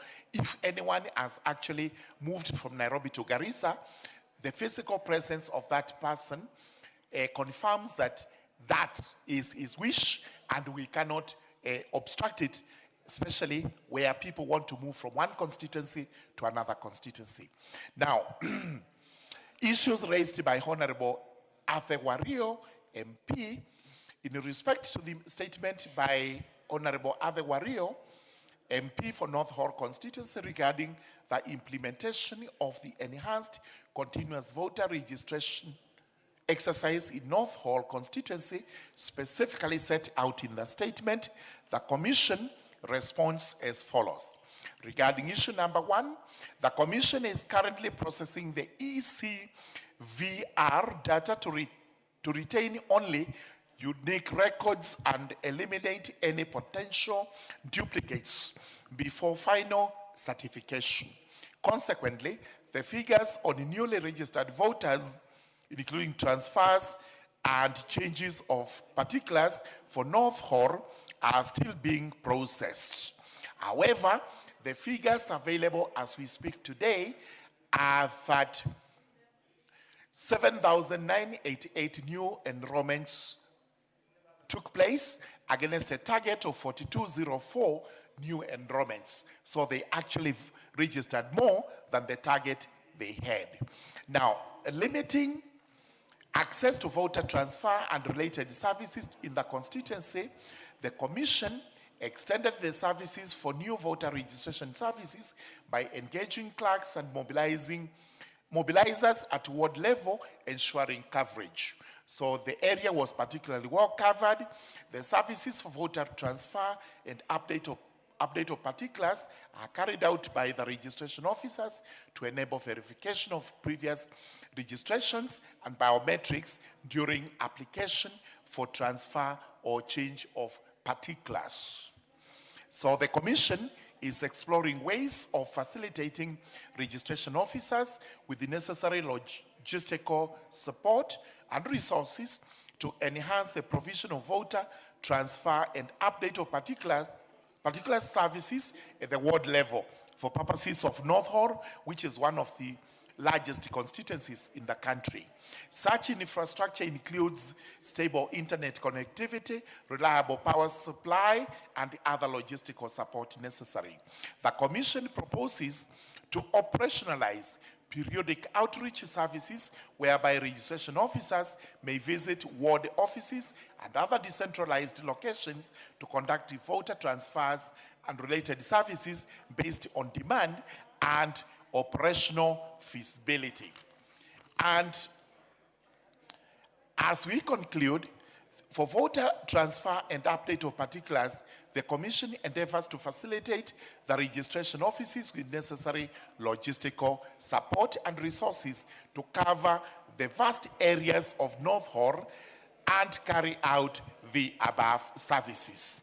In conclusion, the Commission remains steadfast in its commitment to upholding integrity, accuracy, and credibility of the register of voters at all times, so as also to ensure and assure Kenyans of the integrity, accuracy, and credibility of the electoral process when this comes into being. Thank you very much, Honorable Speaker. I have the whole statement with me here and will provide the members with copies, and if they need any supplementaries, we can invite IEBC to appear before the committee, and their supplementaries will actually be taken over there. Thank you very much, Honorable Speaker. Very well, Chair Legal. Now, before I bring Honorable Mwenje, who is very ready to deal with this matter, I'll be bringing you. But before then, let's acknowledge the presence of the following schools in the Speaker's Gallery: Kapsabet Girls School from Mgwen constituency, Nandi. And then also we have Londiani Girls School from Cape Kelion, Kericho. Now I can see the member is here. 1 minute just to appreciate the students. Thank you, Honorable Speaker. Are you on a point of order, Honorable Mili? 1 minute. Okay, let's listen to the honorable member for Nandi. Thank you, Honorable Mili, for allowing me. Thank you, Honorable Speaker. First, I would like to welcome all the students who are here, and particularly the students from Kapsabet Girls High School in Mgwen constituency. And I want to, I know it's a rare chance for you to be in this honorable house, but I want to encourage you that Kapsabet Girls, Honorable Speaker, is one of my it's a leading school in Mgwen constituency, of which last year we had close to 99% transition to the university. Great. And I'm proud of them because they're very disciplined and hardworking. I want to encourage all the students who are here so that you work hard, your future is bright, and one day you might be in this honorable house as leaders of the future. Thank you, Honorable Speaker. Very well. Honorable Chirorot.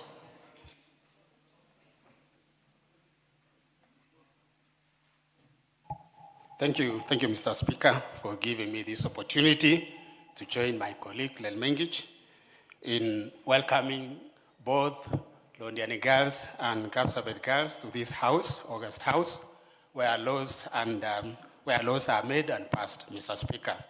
Mr. Speaker, Londiani Girls is one of the leading schools in my constituency, and I want to say that we have a lot of alumni who have gone through the same school, and they are doing very well, Mr. Speaker. I want to say that, as Mandela said, that education is the most powerful weapon which we can use to change the world. I want to encourage our students that they should work hard to make sure that they prepare for future. This morning in our prayer breakfast, Mr. Speaker, we had this girl from Kenya High who really spoke, and she really challenged the president that we should be able also to visit girls' schools, because I think, according to her, the president has been visiting boys' school. And I want to encourage our president also to make sure that all our girls in high school are also visited. And another thing, Mr. Speaker, I want to say pole for our girls in Gilgil who lost their lives this early morning. And I want to condole with the families, that may God be with you and encourage and comfort you. Thank you, Mr. Speaker. Great. You need to be much briefer than that, because these are just comments. So let's give Honorable Mili very briefly. Thank you, Mr. Speaker, for giving me this opportunity. And I would want to take the opportunity as well to welcome Kapsabet Girls in the National Assembly, and to say that one of my sisters, or sister cousins, was a teacher there. Unfortunately, she has since passed on. And also Londiani Girls, welcome to the house. I pass Londiani a lot of times on my way to Suba North. And Mr. Speaker, I want to tell the member who is worried that a girl from Kenya High was complaining to the president today that the president is only visiting the boys' schools. Worry not. I am going to visit all the girls' schools, because I am the president 2032. So the girls here, these are my voters in 2032. It's just that they are not allowed to cheer. Otherwise, they would all be cheering, because they know the president, the first woman president, is here. Amilo Geza, the bad girl. Thank you, Mr. Speaker, and welcome. Great. I think that's done. No, we have had enough of that. Let's go to business, members. So let's get the first bite from Honorable Mwenje. Thank you, Honorable Speaker. Honorable Speaker, I've had a chance to listen to the response to my questions, and for questions 2, 3, and 4 that have been provided by IBC, in my opinion, are satisfactory questions. Honorable Speaker, just before I raise the main issue, I want to express that I do have a lot of confidence in the new IBC. I have confidence in that chairman. have confidence in one, especially Commissioner Ande Ritu, and even my returning officer in the constituency. I believe they're doing a good job. Having said that, the response that I've gotten on the first issue, to use kind words, Honorable Speaker, is to say that this is an insulting response. It makes it look as though I imagined what I raised. And Honorable Speaker, I had actually requested the committee to invite me, and they gave me a date of 26th of this month, 2 days ago, that they would invite me when IBC were in the committee so I could raise these issues of illegal transfers. Now they're saying it cannot happen, Honorable Speaker. Honorable Speaker, if the chair had paid attention, we had a member who was elected the other day in Embu County, which is, I believe, is neighboring county. And I'm glad that he's won his petition. But the whole issue around that petition that forced a recount of votes was because there were some registrations that went on at the time when the IBC register was closed. So these issues are happening. Now, there was an expose done by NTV. Speaker Moturi gave some evidence, and I did, and I restricted my comments, Honorable Speaker, with respect to this House, because I didn't want to raise this issue. Now, Honorable Speaker, let me give the chairman these names. These are people from Embakasi West. Christopher Moteru lives in Molem. He's a registered voter now in Garissa, in Ijara. When I spoke to the member of parliament from Ijara, he told me this polling center, Bula AP dispensary, is at the farthest corner in his constituency. Number 2, Moiro Mongai, Garissa, Mbalambala, Danyere. When I spoke to the honorable member, he told me this is a very far-flung polling center. Number 3, Abraham Kehia, Garissa, Ijara, Bula AP dispensary. Mind you, these are people I know and live in my constituency. Yeah? Another one, Ken Mueni, moved to Garissa, Ijara Livestock Market. How long is the list? Honorable Speaker, it's a long list. I've stopped. Proceed.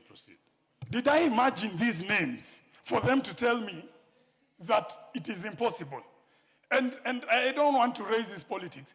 Why are these people from one community only being moved to these areas? This is the issue that I have. If you are moving these names to Moranga, Kiambu, I'll assume maybe they are voting in their ancestral homes. These are not the ancestral homes in Garissa and Wajir. It's not there. So, Chair, with due respect, let IEBC not treat as though I'm accusing them. We are not in court. I want to give them this information because, in my opinion, there is a third party involved and using resources to confuse these young men who will not get a chance to vote. I have to transfer these individuals back, and I've refused, Honorable Speaker, to transfer them back so that I can give them to IEBC. They can interrogate them, and they will tell them what they have told me. There is somebody somewhere. It is not the commissioners I'm accusing. It is not my returning officer, but it is somebody meddling. And mind you, Chair, this issue cuts is in Embakasi North, it's in Embakasi Central. Even Honorable Mbui, I hope he was listening to me, he'll tell you it is there. So, please, Chairman, very well. Just call me to a meeting where you are meeting with the IEBC, and I will give them these people. I will give them these contacts. Let them investigate and find out so that we sort out this issue. Otherwise, we're just laying ground for election petitions that will be endless after the elections in 2027. Thank you. Thank you, Honorable Speaker.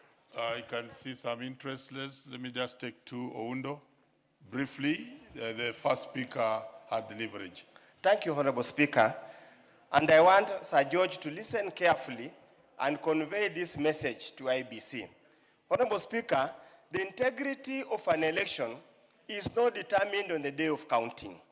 And Honorable Speaker, allow me to paint a very clear and a very well-orchestrated scheme being played on the border points. And I say so in relation to what Honorable Mwenje has raised. Honorable Speaker, there is currently something called rapid initiative, something like that, to register people as residents of Kenya, to issue them ID cards. And that, Honorable Speaker, is specifically happening in Teso North and Funyula. What is happening, Honorable Speaker? Somebody somewhere is transporting non-citizens, non-Kenyans, to come and get ID cards. The moment they are given the waiting cards, they're immediately registered as voters, in blatant disregard on the procedures. Honorable Speaker, the Constitution of Kenya, Article 15.1 and Article 15.2 says for any non-Kenyan to be registered to be Kenyan by registration, first of all, must have been married for 7 continuous years. Number 2, must have been lived in Kenya for 10 continuous years. Honorable Speaker, in Funyula constituency and Teso North, we are witnessing a very ugly spectacle. People are coming in lorries. People are coming in matatus. And Honorable Speaker, those guys cannot either speak Swahili, cannot speak English, cannot speak local dialect. You wonder, when did they live in Kenya for 7 years? How do they transact business if they have lived in Kenya for 7 years, yet they cannot read and write in English, Swahili, or local dialect? How do they become residents of Kenya? How have they lived for Kenya? For 10 years, Honorable Speaker. And they cannot even read and write. Honorable Speaker, we got your point. It might be summarize, expedient politically, but the danger we're exposing this country to is going to haunt us for 10 or so years after the people who are orchestrating the same have long left office. It's a dangerous situation, and I hope it cuts across both electoral integrity and the national security of this country. And Honorable Speaker, with the fullness of time, I'll bring a substantial question to be answered. Very well. And I hope nobody will kill it in the bureaucracy as well as the practice in this parliament. Thank you, Honorable Speaker. No, just bring a question, it cannot be killed. The business here must just be undertaken. I can see, Honorable, is that Wandeto? Yeah, very briefly, and then we go back to Chair. Thank you, Mr. Speaker, for the opportunity. The issue of electoral integrity, Mr. Speaker, is very, very important. And you know, this country has even gone into very difficult times because of the questions of electoral integrity. As we speak, I think the ODM party, which Honorable Millie is a member of, I think are still waiting for some servers to be opened from the last election. So electoral justice is a big thing. And Mr. Speaker, when we hear about voters being transferred against their wish, all finding themselves where they did not wish to be registered, it is an issue that requires a thorough investigation. And we do not want these sort of casual responses coming from the committees. What we would like is a thorough investigation, including those voters being called to appear in the committee and show the evidence that they are alluding to. And the 2027 election, Mr. Speaker, will be a very, very consequential election in this country. And already, some of the utterances even being made by leaders or some members of this House, who some have said that even if their candidate of choice doesn't win, they will steal for him the vote. Maybe we are wondering whether these things of moving, especially members of a certain community, from where they voted, it could be part of the voter suppression, which is being organized. And there has been many people who have come out clearly and saying, they will steal this election. So these are very serious early warning signs. And I hope that the relevant committees can take this matter very, very seriously and not give casual responses in this House, because indeed this could be a plot to steal the 2027 general election, and there are many, many signs that are coming out that indeed all is not well. Thank you. Chair. Order. The two members. Thank you. Some of them are senior members. Very much. Honorable Speaker, I start with Honorable Wandeto. If you ask a question that appears casual on the face of it, you will get a casual answer. This is the reason why lawyers would always give you what is known as particularization of a question or giving full and sufficient particulars so that you are able to receive a sufficient answer. You know, allegations that are made in funerals, in harambes and what have you, those are just allegations. They have no particulars. They do not have anything else.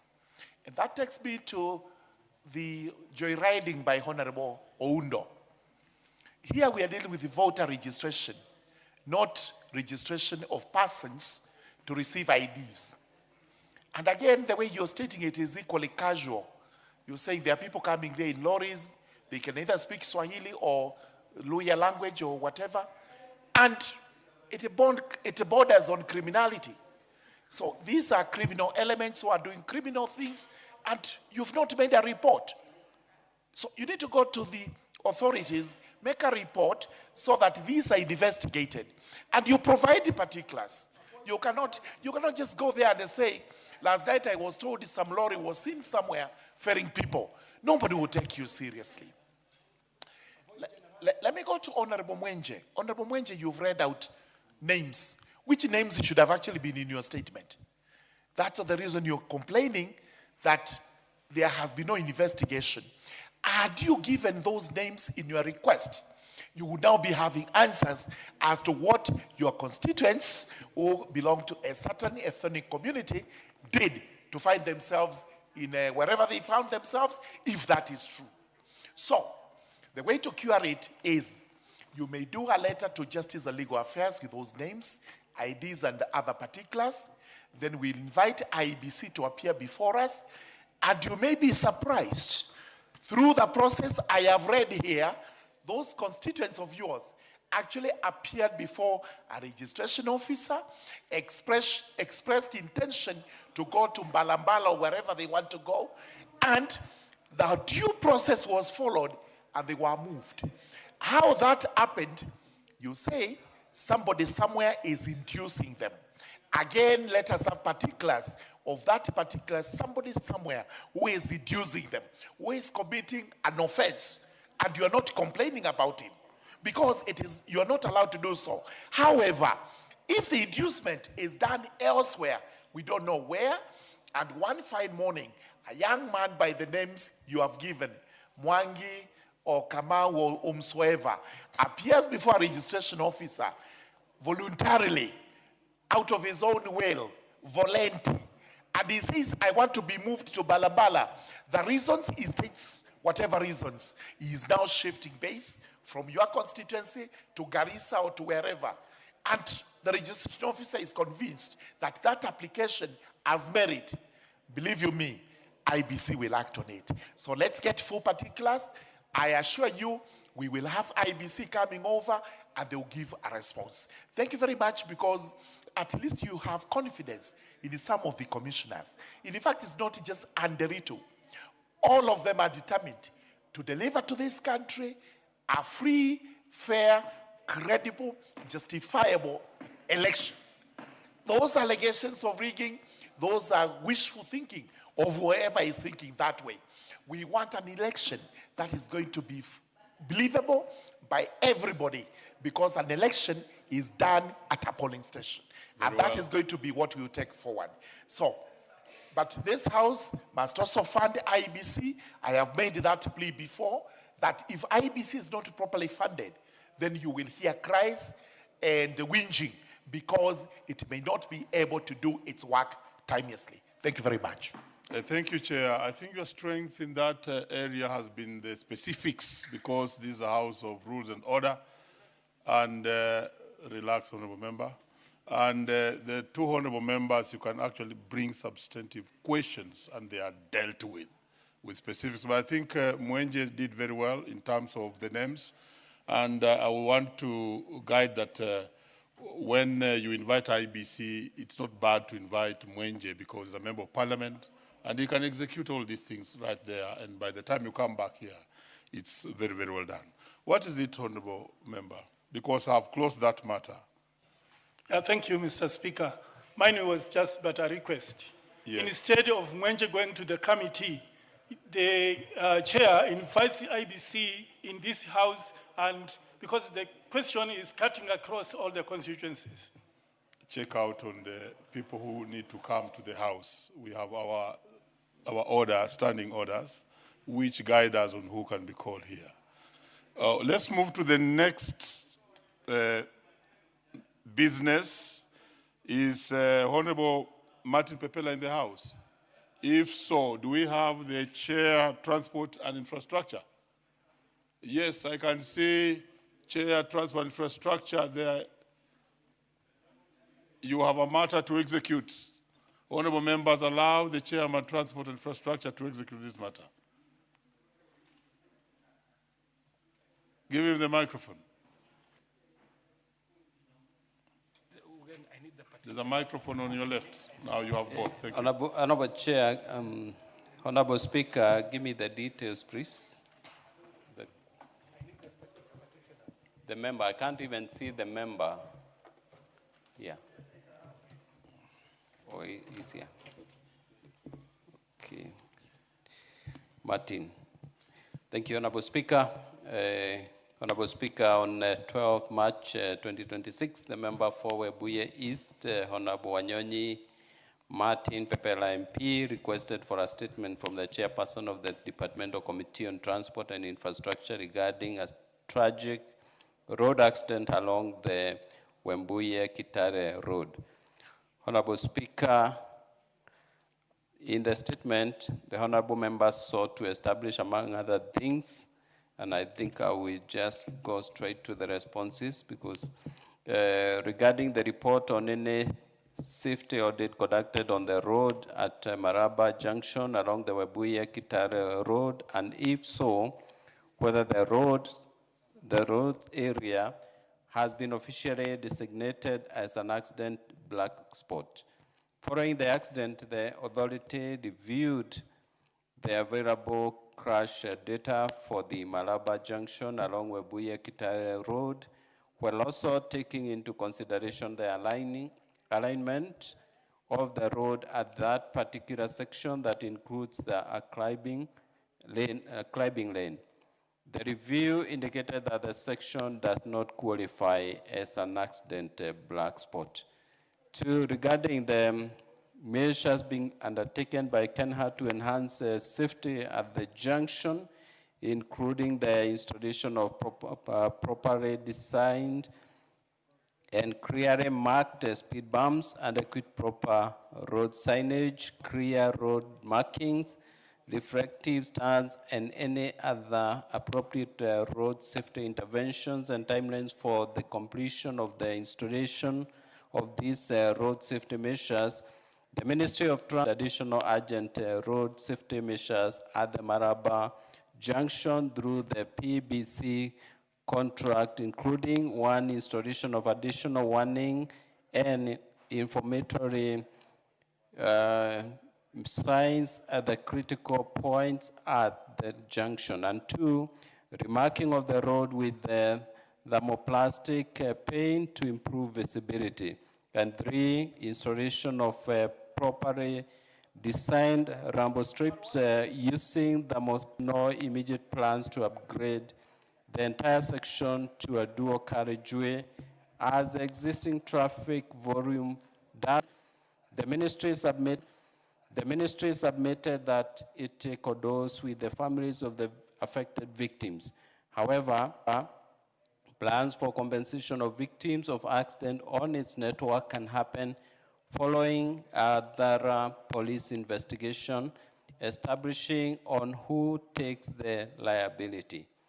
Furthermore, as the ministry implements its mandate of providing safe and adequate national trunk roads to all road users, it is also engaging the National Transport and Safety Authority and the National Police Service to enhance enforcement of traffic rules along the corridor to mitigate accident occurrences. Honorable Speaker, I submit.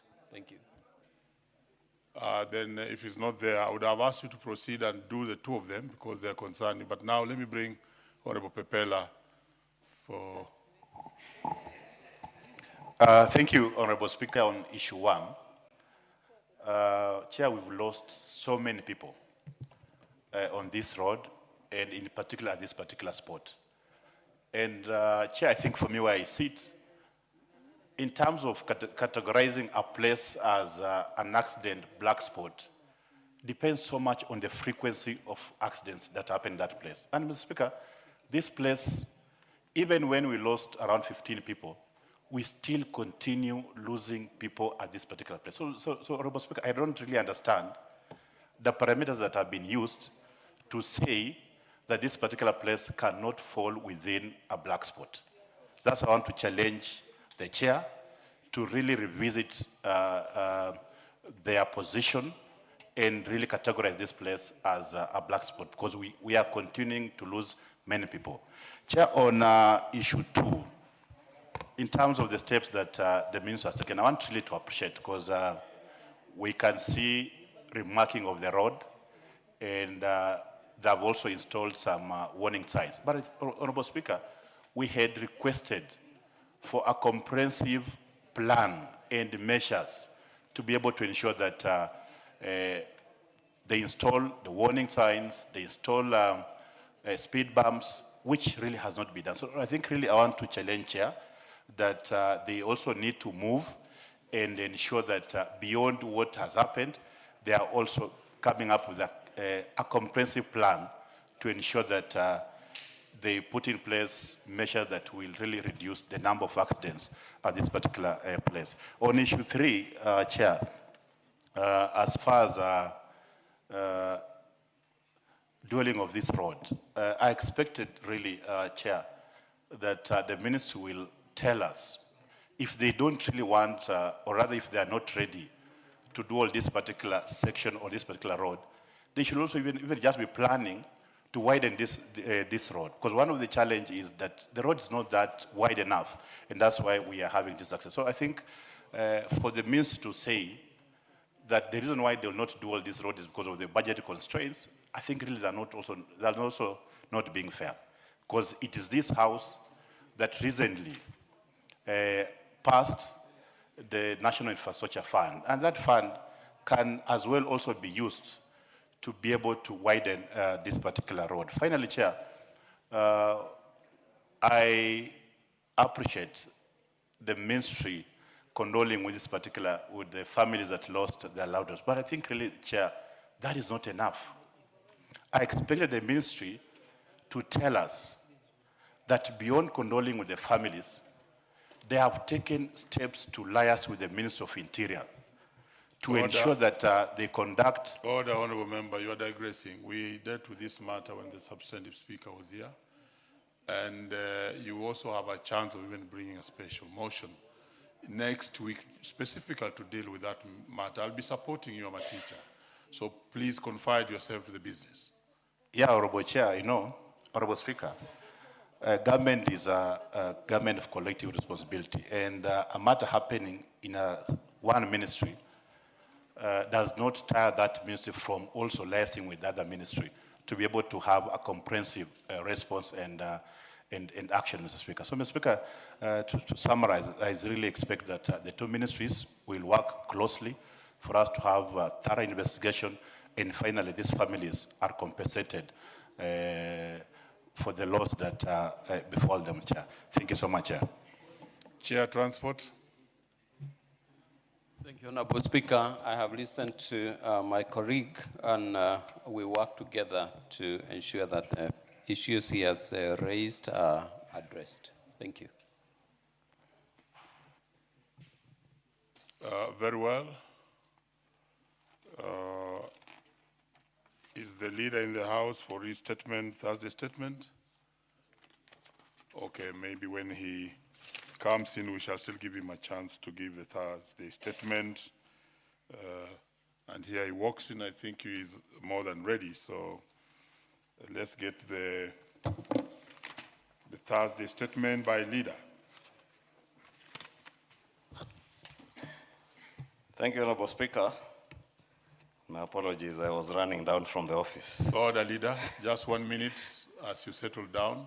The chair transport, you will, because I can see the member for Banisa is not in the House, so you can bring that statement, the answers that you had to the table. And now we can invite the leader to proceed with Thursday's statement. Honorable Speaker, pursuant to the provision of Standing Order 44.2a, I rise to present the following statement on behalf of the House Business Committee, which met on Tuesday, 26th May 2026 to prioritize business for consideration during the week and the business coming before the House in the following week. Honorable Speaker, allow me first to officially welcome members back from the short recess and further wish to appreciate the leadership of the House and all members for the dedication and cooperation exhibited so far, and look forward to the same dedication in this session after the recess and a very busy session with the budget making process well on course. And as I thank members who took time during the working recess to consider the budget estimates that were tabled before the House on the last Thursday before that recess. Honorable Speaker, with regard to business scheduled for Tuesday next week, the House is expected to continue with the consideration of the following. A, Committee of the Whole House on the following bills. 1, the Fisheries Management and Development Bill, National Assembly Bill number 29 of 2023. And I see Honorable Millie Odhiambo nodding because she knows she has amendments, so it will come up next week. 2 is a Quality Health Care and Patient Safety Bill, National Assembly Bill number 41 of 2025. B is the second reading of the following bills, if not concluded this afternoon or this evening. 1 is a Public Finance Management Amendment Bill, National Assembly Bill number 17 of 2025. 2, the Plant Protection Bill, National Assembly Bill number 28 of 2025. 3, the Competition Amendment Bill, National Assembly Bill number 4 of 2026. And 4, the Kenya Judiciary Academy Bill, National Assembly Bill number 42 of 2025. C is a special motion on consideration of nominee for appointment as High Commissioner to Canada, if not concluded this afternoon, Thursday, May 28, 2026. D is motions on the consideration of the budget estimates for the financial year 2026-2027, general debate, first allotted day, subject to tabling of the report and giving of notice of motion. E is motions on the following, if not concluded again today, Thursday, May 28, 2026. 1 is a report on inspection visit to the East African Science and Technology Commission and the East African Health Research Commission. 2, report of the Kenya delegation to the 151st Assembly of the Interparliamentary Union, IPU, and related meetings. 3 is a second report on the status of reports on petitions and resolutions. And 4 is report on inspection visits to 14 special needs schools in specified counties. In conclusion, Honorable Speaker, the House Business Committee shall reconvene again on Tuesday, 2nd June 2026 to schedule business for the rest of that week. I now wish to lay this statement on the table of the House as I wish you all a good weekend and a happy Madaraka Day. Thank you, Honorable Speaker. Very well. Next order. Order number 10, the Microfinance Bill, National Assembly Bill number 9 of 2026, first reading. A bill for an act of parliament to amend the law regulating microfinance business in Kenya and for connected purposes.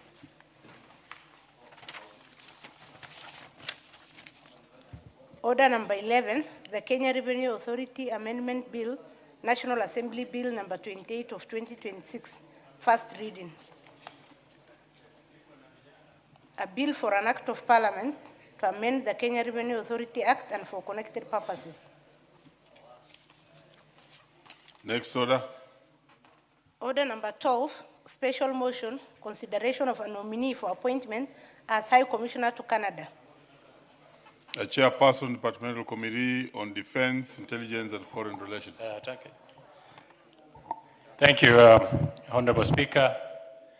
Before I can go to the motion, Honorable Speaker, allow me also to welcome all the students that have visited us that are seated in the gallery. In the gallery as well are my two sons, Barchok Koech and Kipkalia Koech. The two decided to come here, and their friend, Negus, they decided to come here today to see what we transact in the floor of this House. Just to say, Honorable Speaker, for the knowledge of the House, is that their grandfather, the late Kipkalia Kones, was a four-term member of Parliament, was also in this House. Their grandmother, Honorable Beatrice Kones, was a member of this House who served for 2 terms. Their father, Nelson Koech, yours truly here, who has also served for 2 terms. And their mother is running for the Bomet senatorial seat. So,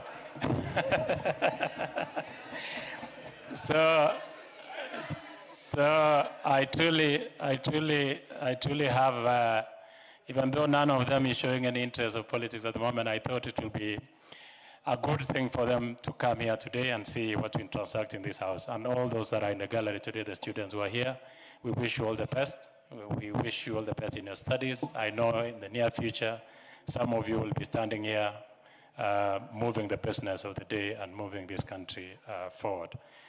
Honorable Speaker, I go to the business. I beg to move that, taking into consideration the findings of the Departmental Committee on the Defense, Intelligence and Foreign Relations in this report on the approval hearing of Mr. Humphrey Mulongo Watanga, EBS, for appointment as High Commissioner of the Republic of Kenya to Ottawa, Canada, laid on the table of the House and pursuant to Article 132 of the Constitution, Section 3 and 8 of the Public Appointments Parliamentary Approval Act, Cap 7F, and Section 22 of the Foreign Service Act, Cap 185E. This House approves the appointment of Mr. Humphrey Mulongo Watanga as a High Commissioner of the Republic of Kenya in Ottawa, Canada. In the exercise of this mandate, under Standing Order 216, the committee conducted the approval hearing of the nominee on Thursday, May 2026, and subjected him to a rigorous vetting process, including public participation and integrity verification by all relevant statutory bodies. The nominee was found compliant with the constitutional and statutory requirements, including Chapter 6 of leadership and on leadership and integrity. Honorable Speaker, the committee examined the nominee's academic background. I must say he's a very experienced and a professional with a lot of experience and performance. During that approval hearing, we examined. The nominee possesses exceptional academic credentials, having studied it at the Harvard University and at the Wharton School of the University of Pennsylvania. Mr. Watanga is he's an accomplished academician, Honorable Speaker, I must mention. In fact, he had been picked to University of Nairobi to study veterinary, but he got a scholarship to the prestigious Harvard University, where he studied.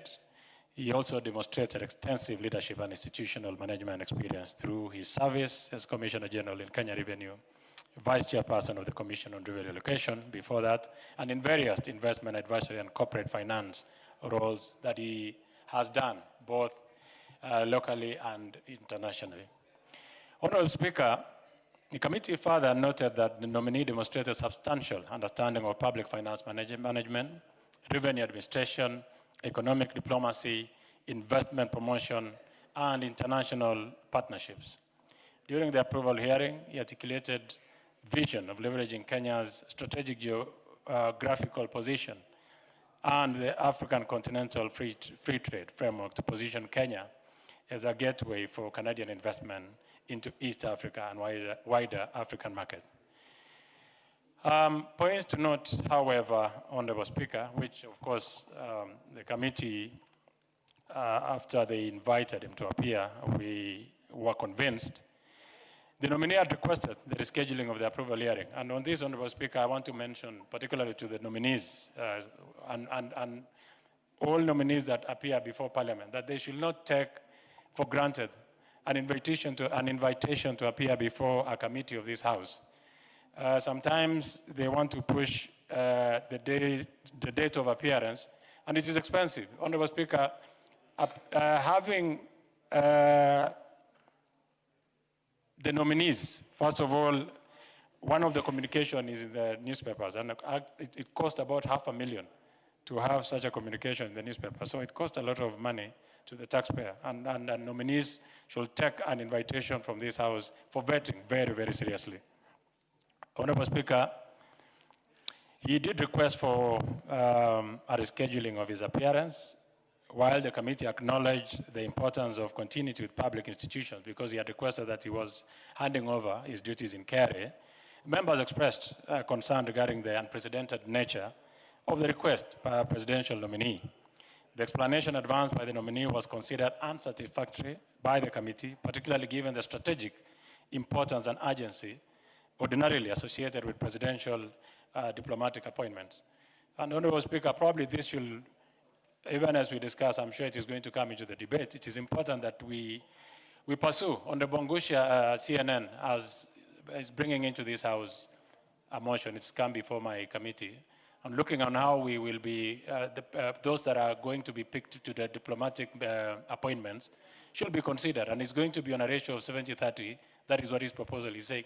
And I think it is important because it is not fair sometimes when a nominee is given an opportunity by the head of state. And you find that there are diplomats who have been waiting for such a position. They will take the next minute to come for vetting. Yet you have someone who's been given an opportunity asking Parliament to reschedule his appearance before the committee.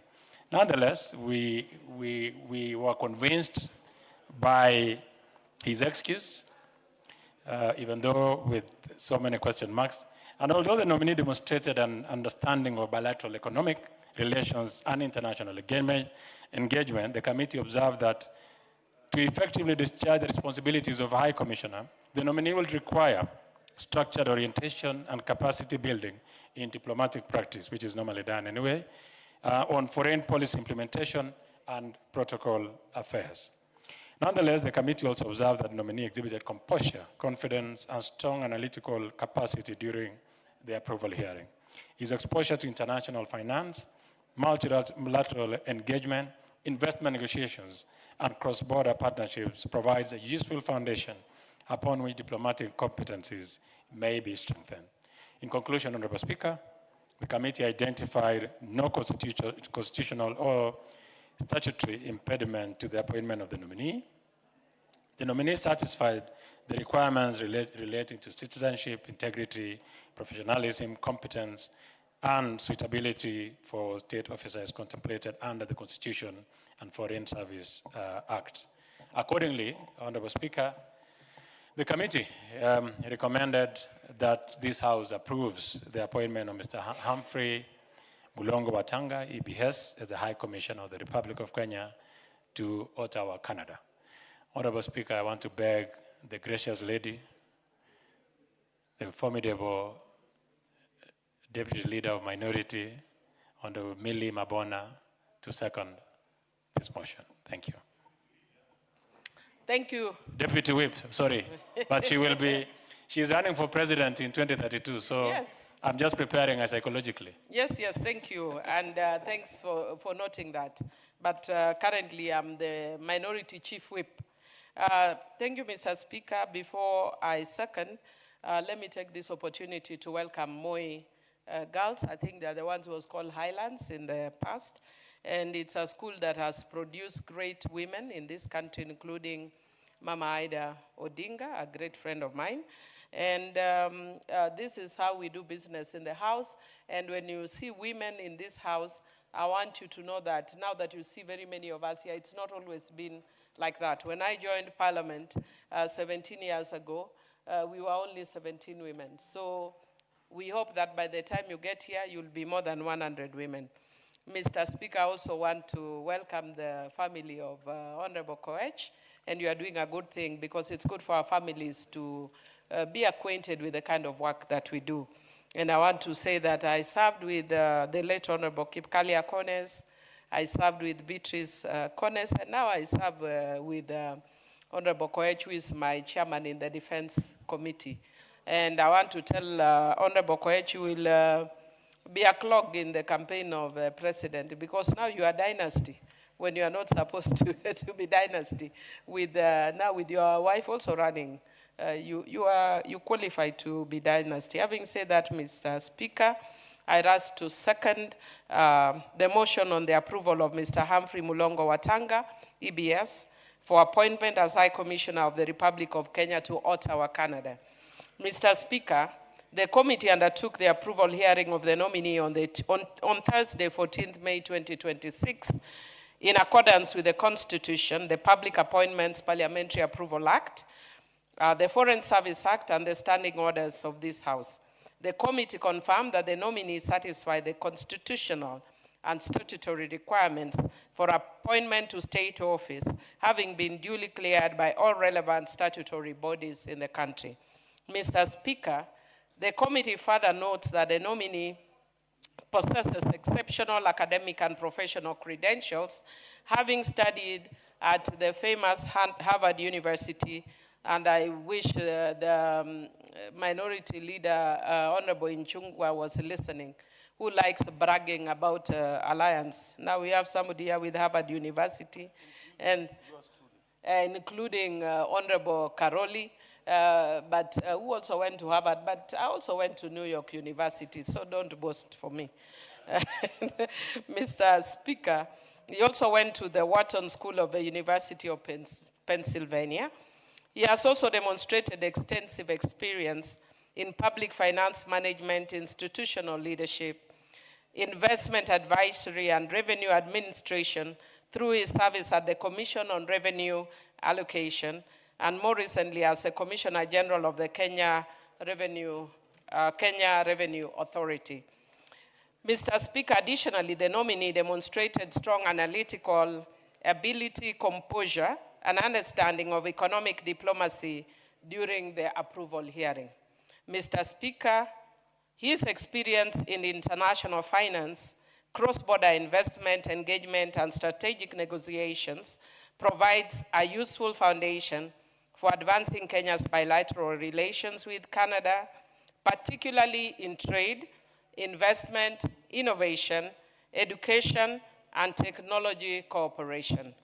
Mr. Speaker, notwithstanding the strengths that I've mentioned about him, the committee observed notable concerns, particularly regarding the nominee's request for rescheduling of the approval hearing on account of an ongoing handover process at the Kenya Revenue Authority.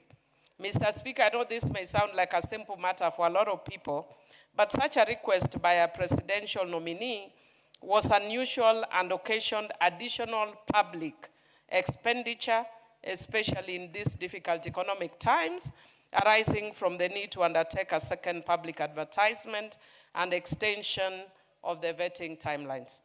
Mr. Speaker, the committee further observed that he lacks the formal diplomatic training and direct foreign service experience. But this wouldn't be a first, Mr. Speaker, because we have seen people who have similarly served and have done very well. Diplomatic representation at the level of a G7 country such as Canada requires not only management competence, but also familiarity with diplomatic protocol and multilateral engagement, and that is one of the reasons that we raise a bit of concern about him. However, Mr. Speaker, the committee was equally persuaded that the nominee's extensive experience in economic governance, international engagement, and institutional reforms provides a strong basis upon which the necessary diplomatic competence can be developed.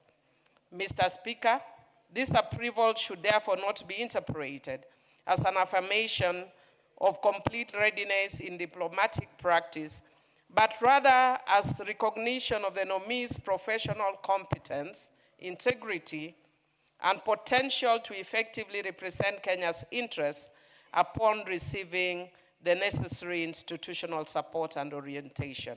Mr. Speaker, with those remarks, I second. Thank you. Very well, Honorable Millie, and I think both yourself and the chair have spoken about the rescheduling of that particular appearance of the nominee. I think that's a matter that you could escalate to the speaker, because All these things are done within the standing orders, constitution, and acts and laws of this country.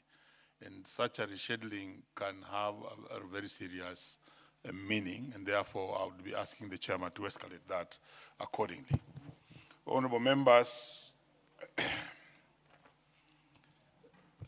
I now proceed to propose the question that, taking into consideration the findings of the Departmental Committee on Defense, Intelligence, and Foreign Relations in its report on the approval, hearing of a nominee for appointment as High Commissioner to Ottawa, Canada, laid on the table of the House on Tuesday, 26 May 2026, and pursuant to the provisions of Article 132(2)(e) of the Constitution, Section 22 of the Foreign Service Act, Cap 185(e), and Section 3 and 8 of the Public Appointments Parliamentary Approval Act, Cap 7F, this House approves the appointment of Mr. Humphrey Mlongo Watanga, EBS, as High Commissioner to Ottawa, Canada.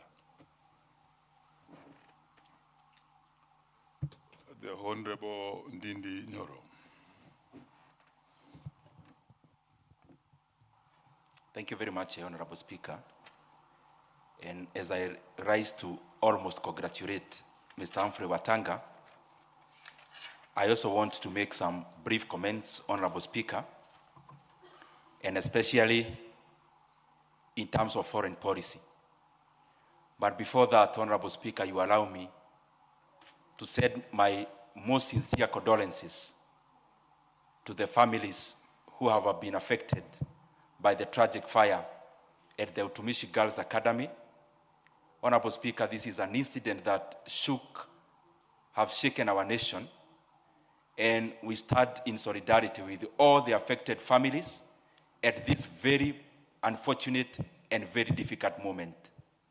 And even we said our quick recovery message to all the learners who are currently hospitalized in various areas, and we are together with them in our thoughts and prayers.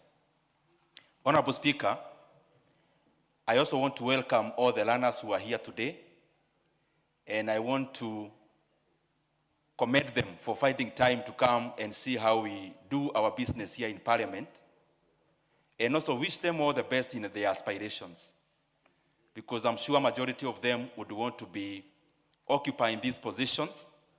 We wish them all the best as you go through school. Know that you have a blank sheet of paper currently. You can write anything basically you'd want to become. And because you are all the ages on your side, you can actually become anything that you aspire to be. Start early while you're in school, lead clubs, lead various areas in school. I mean, hone your abilities there so that you continue developing yourself. Honorable Speaker, as I go to the agenda of the day, it is important, Honorable Speaker, that we give a lot of weight and consideration to the foreign policy of our country. Honorable Speaker, the countries and state self-interest is embedded on the policy that we have, that is foreign policy.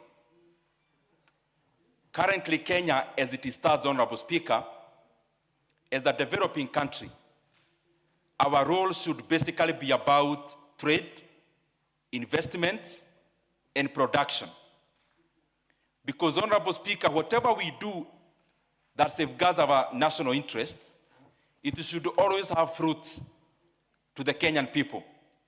And the fruits majorly and on the economic sphere of it can only come if we truly embed whatever we do in terms of our internal policies and our foreign policy into ways and channels that spur investments, that spurs production, and that enlarges and grows our economy. And Honorable Speaker, as we say so, because we are clear-minded at where our country is now, looking at the data between what we do between Kenya and Canada, it is evident, Honorable Speaker, that our trade between Kenya and Canada is almost equal, but it's also marginal when we look at the comparative nature of what we do with the other economies. Because we are talking at around only 20 billion Kenya shillings, Honorable Speaker, in terms of trade. But more importantly is about what do we actually trade with Canada. Looking deeper, you realize that Kenya, whatever we take to Canada in terms of exports out of our country, is majorly coffee, tea, and apparels. But majorly, Honorable Speaker, what we export to Canada is what would pass in terms of the calculation of GDP using the production formula as primary production. Whatever we take to Canada, Honorable Speaker, is majorly in raw form, in primary form. Honorable Speaker, again, looking at what we get out of Canada, you see that machinery and especially around aircrafts is one of our imports.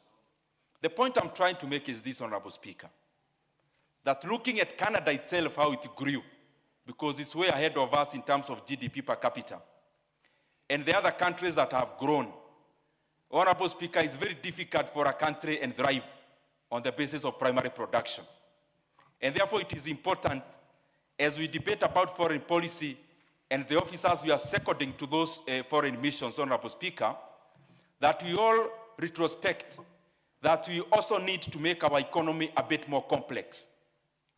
Primary production alone, Honorable Speaker, is good, and I'm not talking about substituting, but I'm talking about increasing some level of complexity, so that as we trade using the primary production goods, Honorable Speaker, we also continue to make our economy grow to other more productive areas.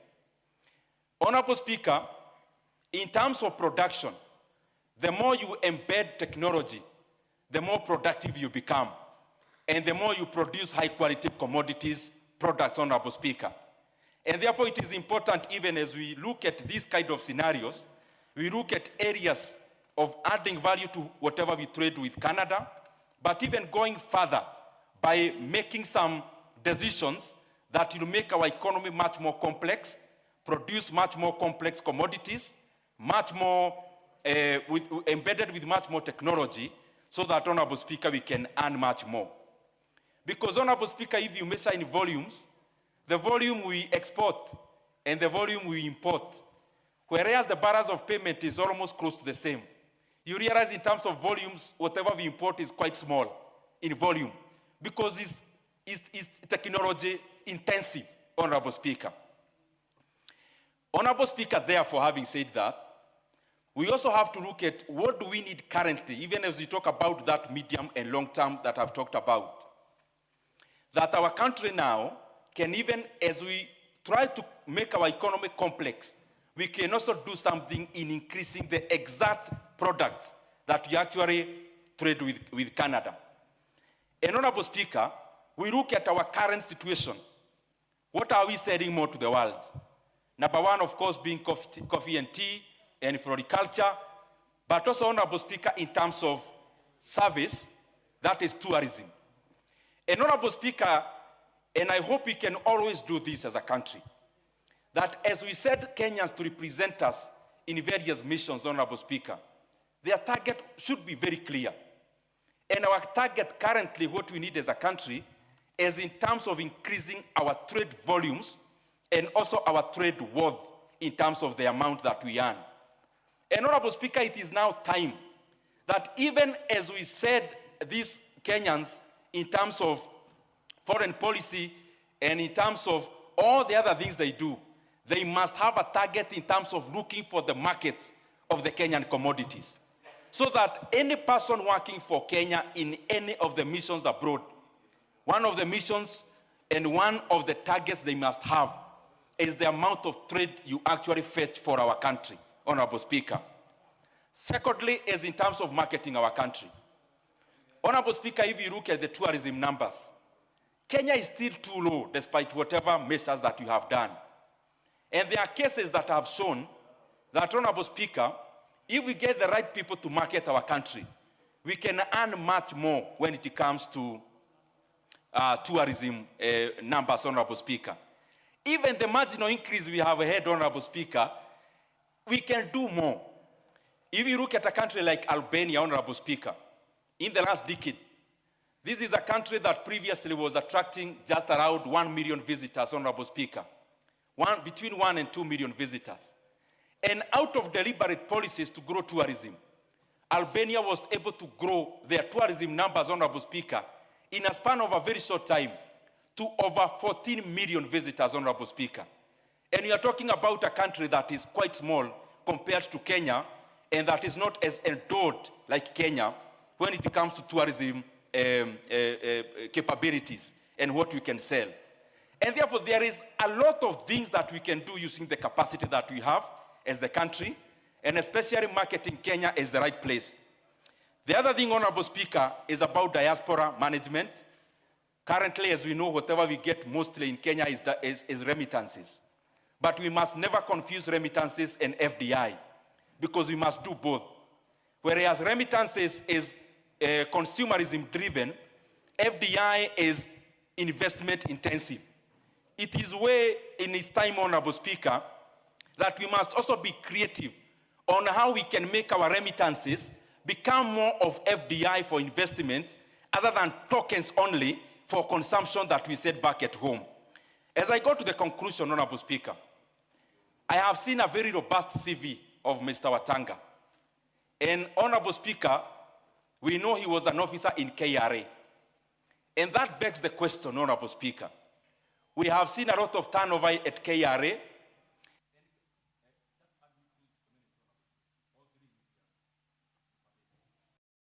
We're adding you 1 minute. Honorable Speaker, I was just trying to say that Mr. Watanga is an accomplished officer. And we clearly see that, as we know, he was removed from KRA. And it's clear, Honorable Speaker, as we always see, we never give Kenyans, professionals, an opportunity to serve. And I challenge all the people in government, the senior ones, when we get this kind of accomplished Kenyans and we give them responsibility, it is not us leaders who should be advising our advisors. We should let the people who are accomplished and competent do their work, instead of having a mentality that we can do everything as leaders because we occupy big positions. We give these kind of Kenyans an opportunity so that they serve our nation, because they also mean well, Honorable Speaker. Honorable Speaker, I thank you, and I hope that we can also look at the welfare of the Kenyans who work in our diplomatic missions and improve their welfare. I submit. Okay. Thank you. Is the honorable member in order to be alluding to the fact that we are the ones advising, the government is the one advising, not us? They are experts, but anyway, I'm in a broad-based, so broad-based is a mongrel, so I'm somehow in government, because I'm also minority whip, but I'm also in government, so I'm sitting in the fence. But Mr. Speaker, because I'm in opposition, am I not? Not opposition, I'm minority. Minority. Yeah, otherwise here would have been changed that it would be written majority chief whip, but I'm still minority chief whip. So if I'm fully and completely, absolutely inside, my name should change. But because it has not changed, I am a mongrel. And because of that, Mr. Speaker, I am defending the government, even as you are very happy. I want to tell you, I want to challenge the member. I want to challenge the member that is saying that it's a government that is advising experts. Has he not seen the way Honorable Mbadi is busy advising the government until he's advising on the streets, on air, in the sea, on land? Honorable Mbadi is seriously advising the government, Mr. Speaker. Very well. We shall proceed. I think, Dindi, you had done your minutes. That's canter and banter. We allow it in Parliament and any time. I had given you 1 minute, and it was very well done. Let's hear Honorable Oundo, who has been waiting, and is also a very good economist. Thank you, Honorable Speaker, for this opportunity Oundo, you may proceed. To lend in a word in the consideration of a nominee for appointment as High Commissioner to Canada. A motion moved by the Chairperson, Departmental Committee on Defense, Intelligence and Foreign Relations. Honorable Speaker, before I proceed, I find it very very weird. Let me use the word very weird. For the Honorable Millie Odhiambo, you can even see the struggle in her voice trying to defend the government. I sympathize with you that put in uncharted waters and make sure you don't drown there and lose your credibility on the international or local platform. Honorable Speaker, I did not attend the vetting process of the nominee, and I want to trust the words and the deeds of the committee. But Honorable Speaker, allow me to bring into focus two absurdities. Number one, the current nominee has been praised and hailed as an extreme expert in public finance. He has been a commissioner at KRA, probably one of the few commissioners from the forgotten Mulembe nation to have served as commissioner of KRA. Honorable Speaker, of course, the circumstances under which he was removed from KRA is a matter of debate outside there, and in the fullness of time, we will know. However, Honorable Speaker, to be honest, and I want to be very honest, this one I'm speaking from my heart, that indeed we are misusing this officer. We are misusing this officer. We are taking this officer to an area where his expertise will not be fully exploited, will not be fully used to support proper governance and development of this country. That is the plain truth. We might want to say, oh, diplomacy is an open field, anybody diplomat will be trained. Honorable Speaker, as much as I'm trainable, I'm not so sure I can become a diplomat. There are diplomats who have trained from undergraduate. What message are you sending to them? They have gone outside that defended this country successfully. Yet, we pick people who would probably have made very good accountant general in national treasury to go send them to a country where a bilateral relationship is a backwater relationship. We don't have much to do with Canada. It might be a big economy, but they don't think Kenya is worth anything. Honorable Speaker, just simple Googling, the volume of trade between Kenya and Canada is a mere 110 US million. Yet, and the only thing we take in Canada is coffee, tea, live plants, cuttings, and apparel. And what we earn there is less than 46 billion, 66 US million.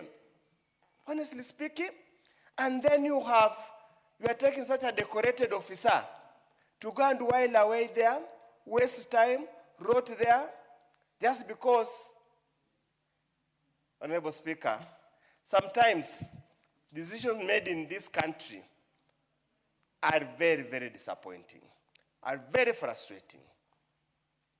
I know if he would have declined to take up the posting, like many others have done before him, he would have been called all the sorts of names by erstwhile colleagues here. Honorable Speaker, I really do not know what we can do. But allow me, Honorable Speaker, to appeal to him on a few matters. As he goes outside there. Leader on a point of order.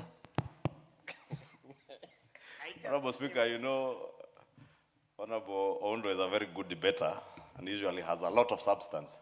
But is in order to be insinuating that there are members in this House who attack nominees for no apparent reason, because he just said that if this nominee had declined the appointment, and the nominee has not indicated he's declining, neither can Oundo adduce any evidence to substantiate his claim that they are members, because it's not good to be disparaging members that they are members who attack nominees. Because by the time you are being nominated, you must have known you are being nominated, even before the name comes here. And I do not think I've never had any member insulting any nominee. So I would want to benefit from Honorable Undo's knowledge of any member who has ever insulted any nominee. Otherwise, it will bring the house into disrepute if we look like a house that attacks nominees who are just nominees and nothing else.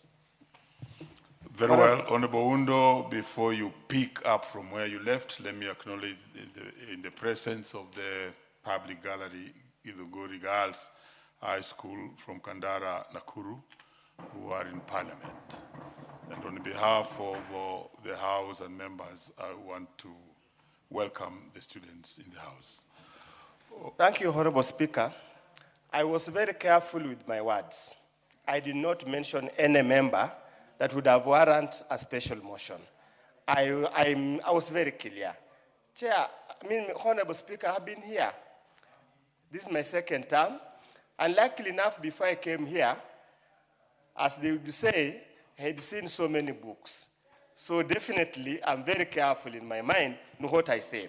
Honorable Speaker, allow me to give unsolicited advice to the new commissioner or diplomat, high commissioner, going to Canada.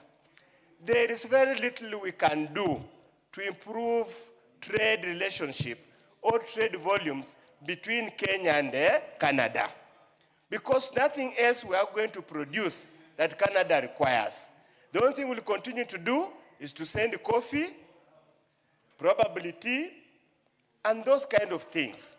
In any case, even our apparel, Honorable Speaker, other than produce at EPZA, we do not have anything originally our own. We can send their brand. So, Honorable Speaker, my advice to him, when he gets there, is to focus on two things. If there is any results capable of coming out, number one, Honorable Speaker, is to focus on labor mobility. I know all the countries in the Western Hemisphere have got an aging population and they do not have enough technical persons or even general labor. Can he go there and work as much as he can to sign the ongoing discussion on labor mobility agreement between Kenya and Canada, so that our many youths who are idling, who have no jobs, yet they were promised that when we take the Bible, jobs will come flowing like manna from heaven. And when you look at our job levels, statistics are some of the lowest. Honorable Speaker, the second issue I want to advise him to consider is the issue of tourists. Of course, there is a rich country, so they travel a lot for holidays.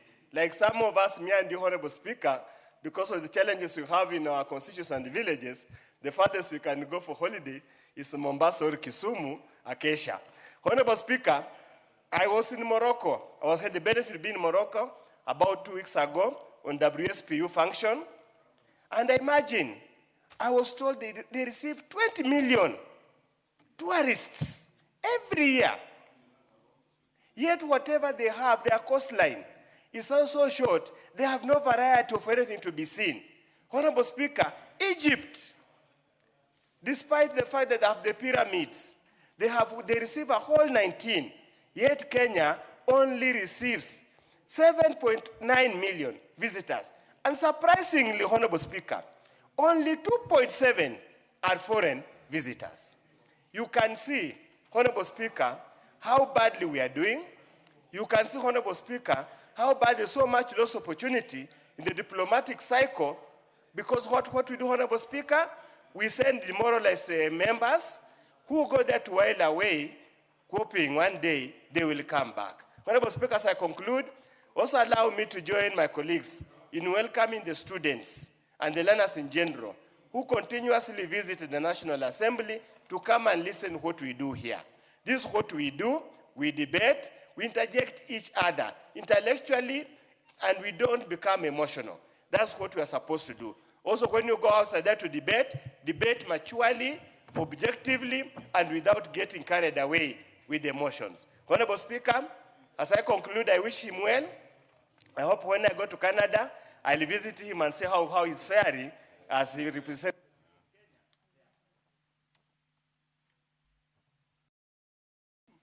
Very well. I think I got the school. I'll take this again.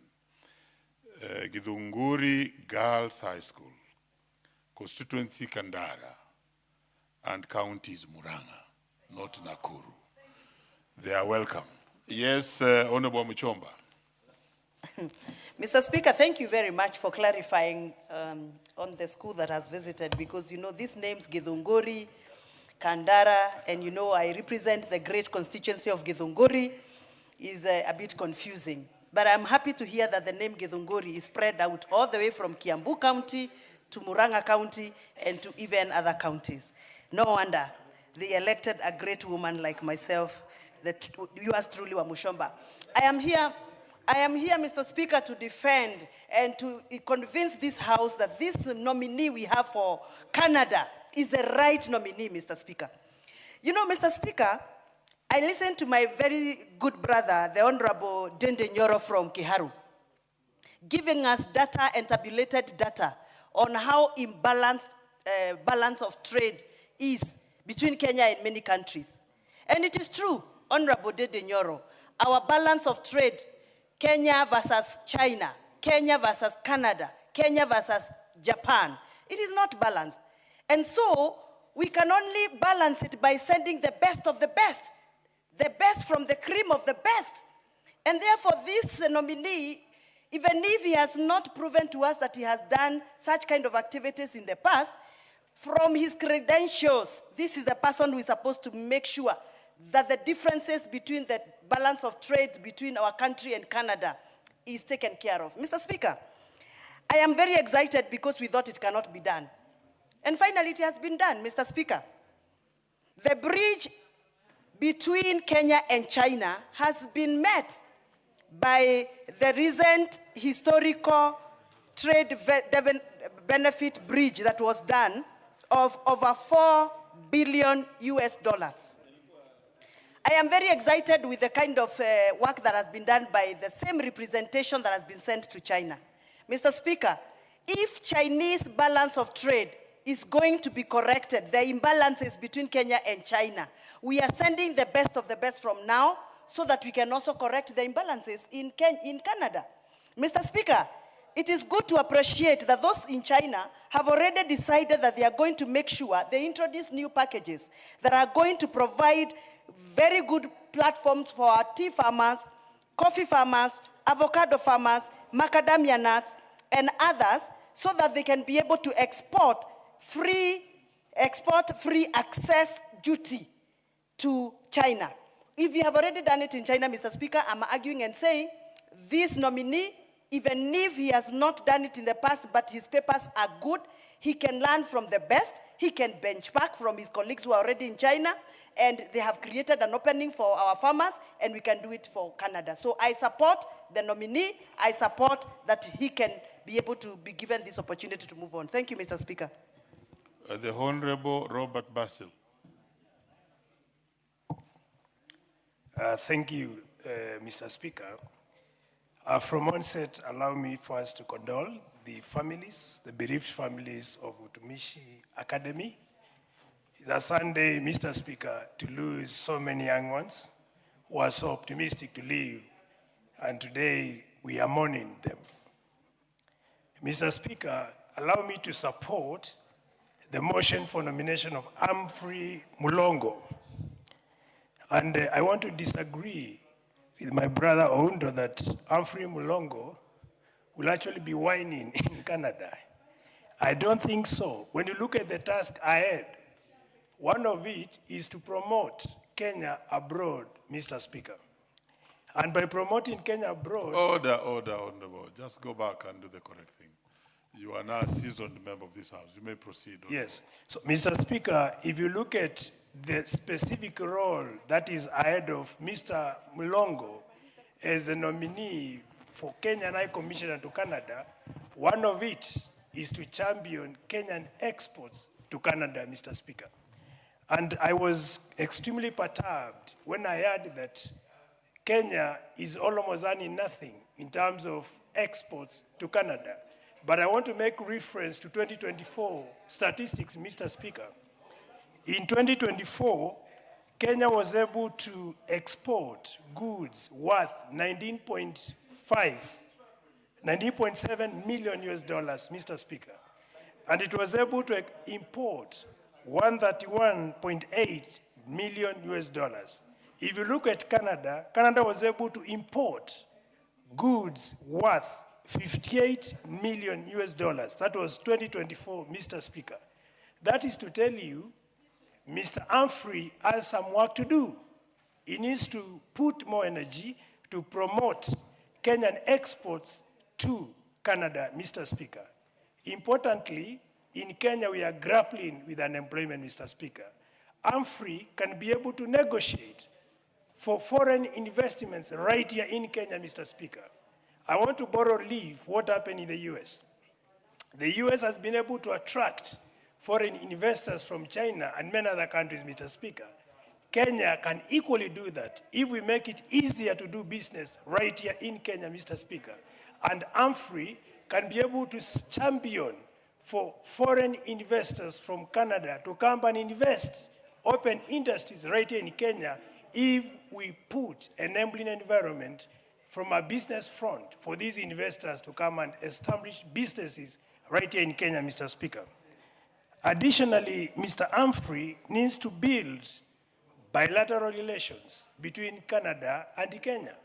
He can actually negotiate for visa-free movement of goods, of services, that is human persons from Kenya to Canada, Mr. Speaker. It has happened in other countries, Mr. Speaker, and that is some homework for Mr. Humphrey to do while at Canada, Mr. Speaker.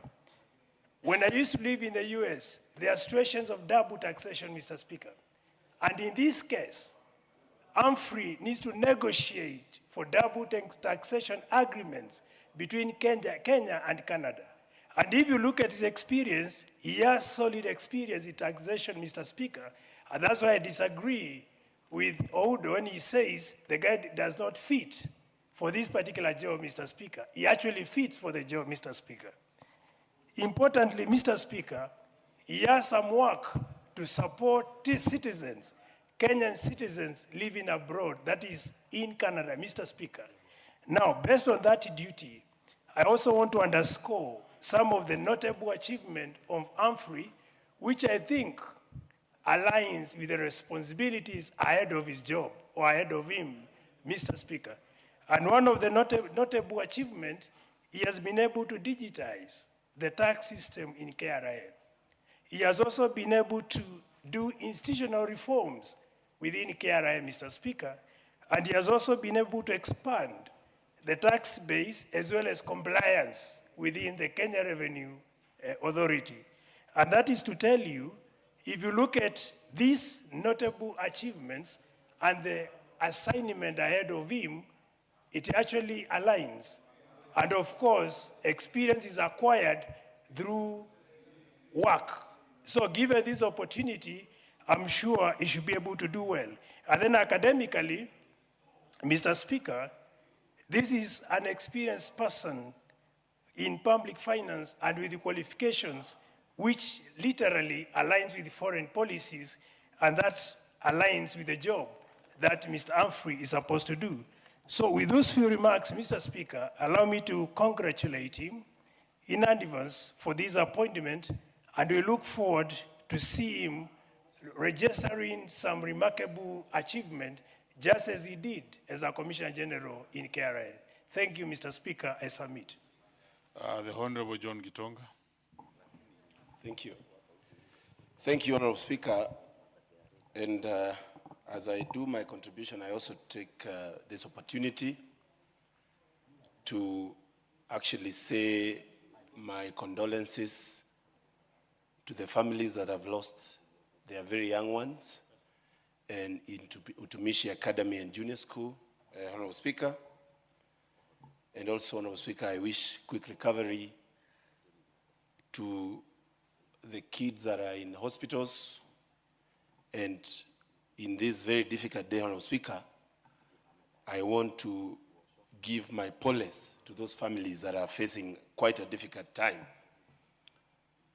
It is incomprehensible, Honorable Speaker, to imagine losing a loved one and a young one who is in school.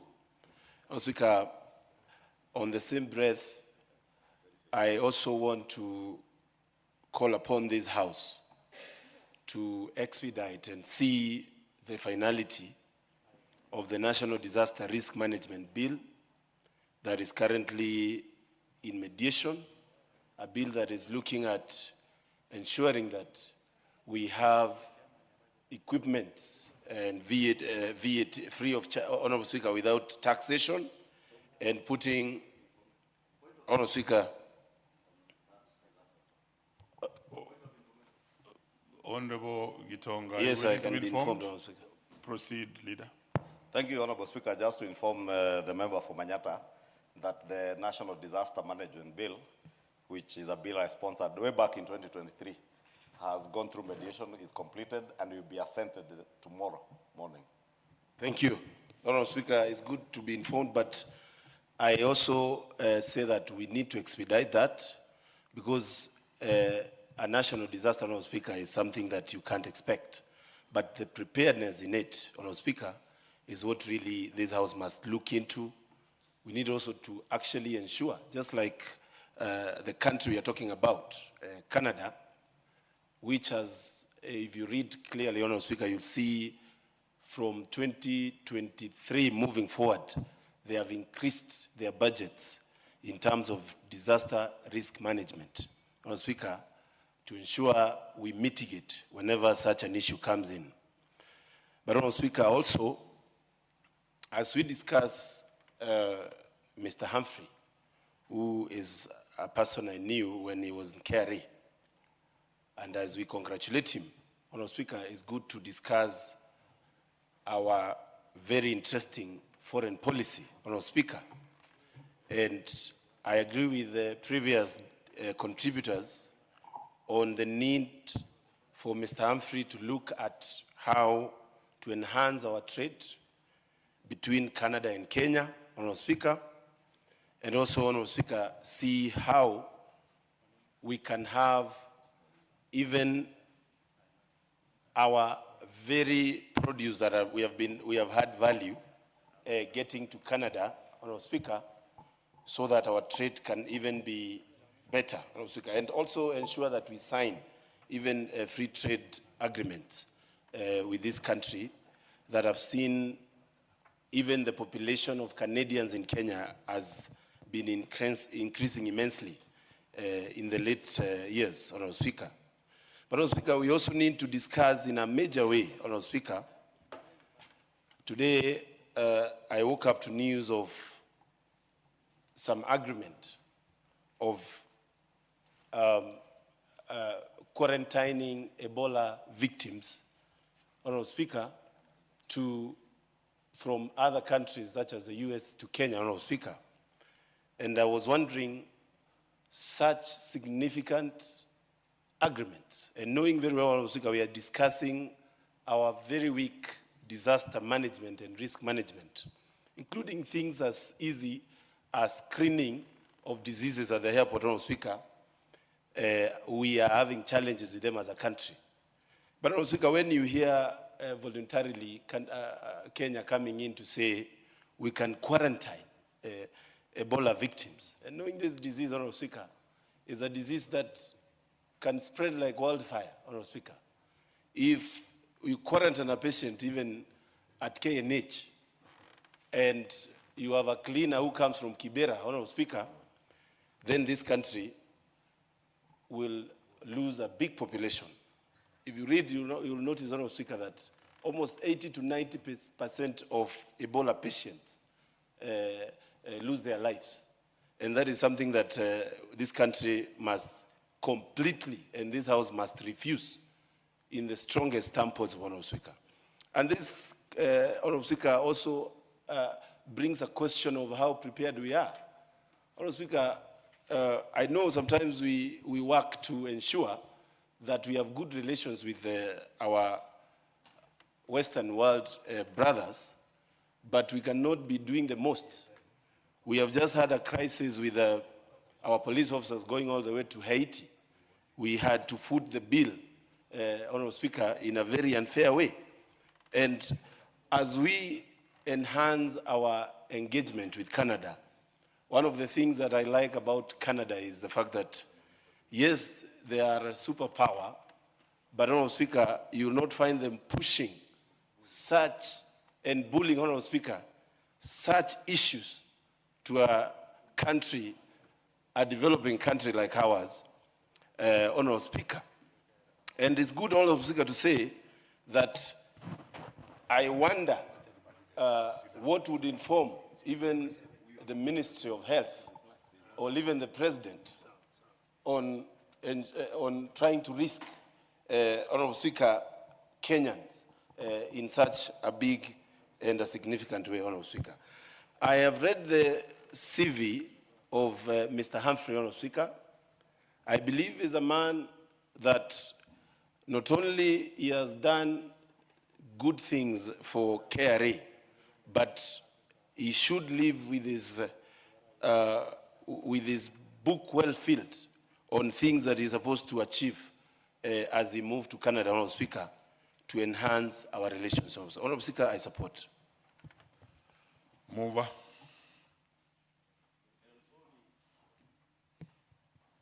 Thank you, Honorable Speaker. Thank you for the comments from honorable members. Allow me to profusely apologize to my very dependable member, Honorable Mili, for referring to her as a deputy minority, but rather as a substantive minority whip. She's a very useful member of my committee, and I appreciate her contribution today and always. Honorable Speaker, I want to thank the members, thank also the members of my committee. We did this exercise during the recess.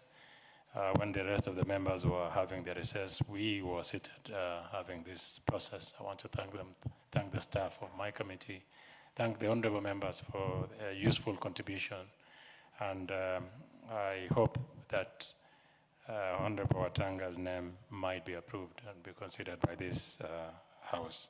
Honorable Speaker, I beg to reply. Very well, honorable members. I now proceed to put the question that taking into consideration the findings of the Departmental Committee on Defense, Intelligence and Foreign Relations in its report on the approval hearing of a nominee for appointment as High Commissioner to Ottawa, Canada, laid on the table of the House on Tuesday, 26 May 2026, and pursuant to the provisions of Article 132(2)(e) of the Constitution, Section 22 of the Foreign Service Act, Cap 185(e), and Sections 3 and 8 of the Public Appointments Parliamentary Approval Act, Cap 7F, this House approves the appointment of Mr. Humphrey Mulongo Watanga, EBS, as the High Commissioner to Ottawa, Canada. Will as many as of that opinion say aye? Will as many as of contrary opinion say nay? The ayes have it. Next order. Order number 13, the Public Finance Management Amendment Bill, National Assembly Bill number 17 of 2025, second reading. Leader. Thank you, Honorable Speaker. Honorable Speaker, I beg to move that the Public Finance Management Amendment Bill, National Assembly Bill number 17 of 2025, be now read a second time. Honorable Speaker, this is a very short bill. It's actually a bill repealing the Public Finance Management Act, sections 191A, 191B, 191C, 191D, 191E. And these sections currently mandate the National Treasury repealing. No, the sections. Order, Honorable Mili and Leader. Proceed procedurally. Honorable Speaker, allow me to take that again so that Honorable Mili may understand. I said it's an amendment bill that seeks to amend by repealing certain sections of the Public Finance Management Act, those sections 191A, B, C, D, and E, which mandated the National Treasury to enter into standalone agreements with intergovernmental agreements for each and every conditional allocation that they get. And therefore, it created some sort of bureaucratic duplication, because before the National Treasury comes to sign these intergovernmental agreements with the counties, they will have signed either county participatory agreements or county intergovernmental participation and partnership agreements with individual line ministries, and therefore it becomes a duplication. And this has created a lot of bureaucracy that has slowed down the implementation of projects at the county government level. And that is why you find every time we pass the additional county allocations bill, at the end of the financial year, counties are complaining that they have not been able to expend the monies that we had given them under the Conditional Allocations Act after we pass the bills, because they are forced to then have to sign new agreements with the National Treasury. Those agreements have to go through the entire process of public participation again. They had done that before, go through county assembly approvals, and that bureaucracy then has hindered the effective and efficient implementation of projects at the county government level. So this bill seeks not only to support devolution, but also to ensure that there is proper utilization of the resources that we give to our counties under the conditional, conditional allocations to our counties.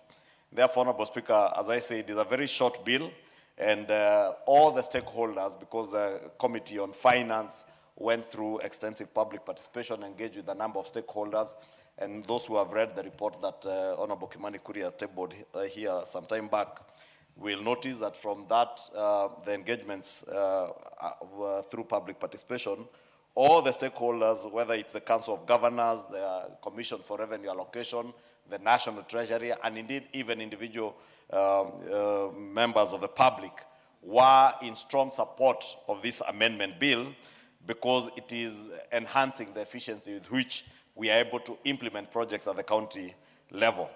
And the quicker the projects are implemented at the county level, the greater services and goods get to the people, whether it is conditional allocations that touch on healthcare, whether it is conditional allocations that touch on water.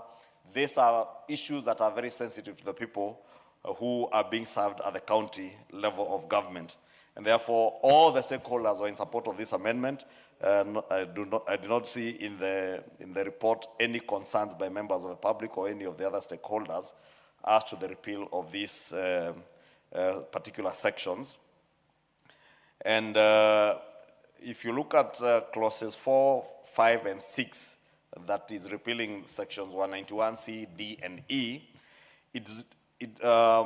this is dissolving the secondary procedure requirements for gazettement, Senate submissions, and specific control of budget funding requisitions linked to these repetitive agreements. Because again, just like I said, the bureaucratic and repetitive work that you had to do at the county assembly level, you also required to have the same agreements go through procedural gazettement and go through Senate submissions again, and the whole process is repeated again. And therefore, it becomes too cumbersome in terms of implementation of this conditional allocations to our county governments.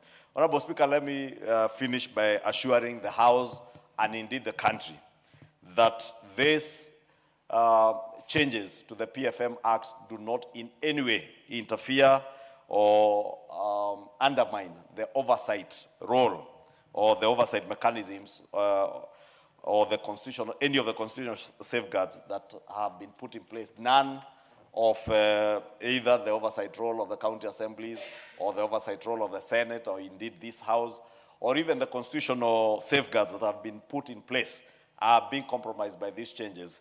And therefore, even if you are thinking about the control of budget, that safeguard will still be there, because all the annual county government's additional allocations will still continue to be regulated, and the controller of budget to retain full oversight over all these funds. And therefore, no amount of money, whether it is directly from the Division of Revenue Act or even money that has come under these additional conditional allocations, can be withdrawn from the County Revenue Fund under Article 228 of the Constitution without the explicit approval of the controller of budget. And that's why I said no constitutional safeguard in terms of the workings of the Office of the Controller of Budget is being compromised in any way. And also the oversight role, both the county assemblies, they will still have to approve, go through public participation, on the intergovernmental partnership and cooperation agreements that are signed by the line ministries. So the only thing we are removing is the duplication now at the national treasury level, because the line ministries, national government line ministry, if it's an intergovernmental partnership agreement with the Ministry of Water and Irrigation or that of Health, that ministry belongs to the national government, and therefore doing the same thing over and over again with the national treasury is duplication. Finally, Honorable Speaker, allow me to take this opportunity to thank our Departmental Committee on Finance and National Planning, which I said went through these amendments and took them through public participation, very extensive public participation, and put in a lot of work. And I know many of those members are now conducting public participation on the finance bill proposals, and we look forward to receiving their report. So allow me, in the absentia, to thank them for the work they have put in.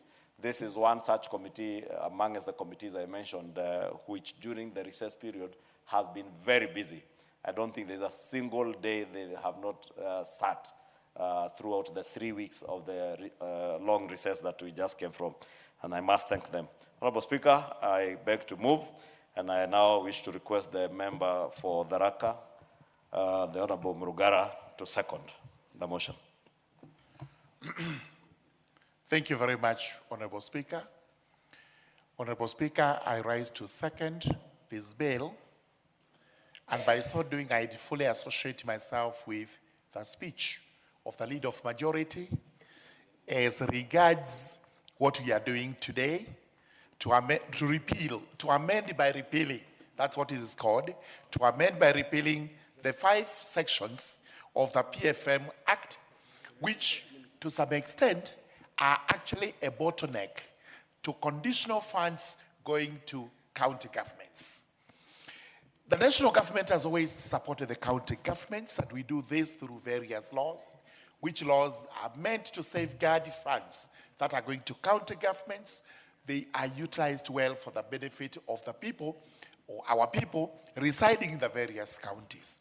So today we remove some bottlenecks regarding conditional grants, where they have had to sign a second or third agreement with the Treasury once conditional grants are being issued. We remove this, and what do we expect in return? An efficient flow of money into the counties so that they are able also to timeously deliver to the citizens services that they are obligated to actually deliver. We may say this was a bottleneck, as a result of which there was a trickle-down effect. It was trickling down slowly by slowly because it was actually highly squeezed. We are removing it today.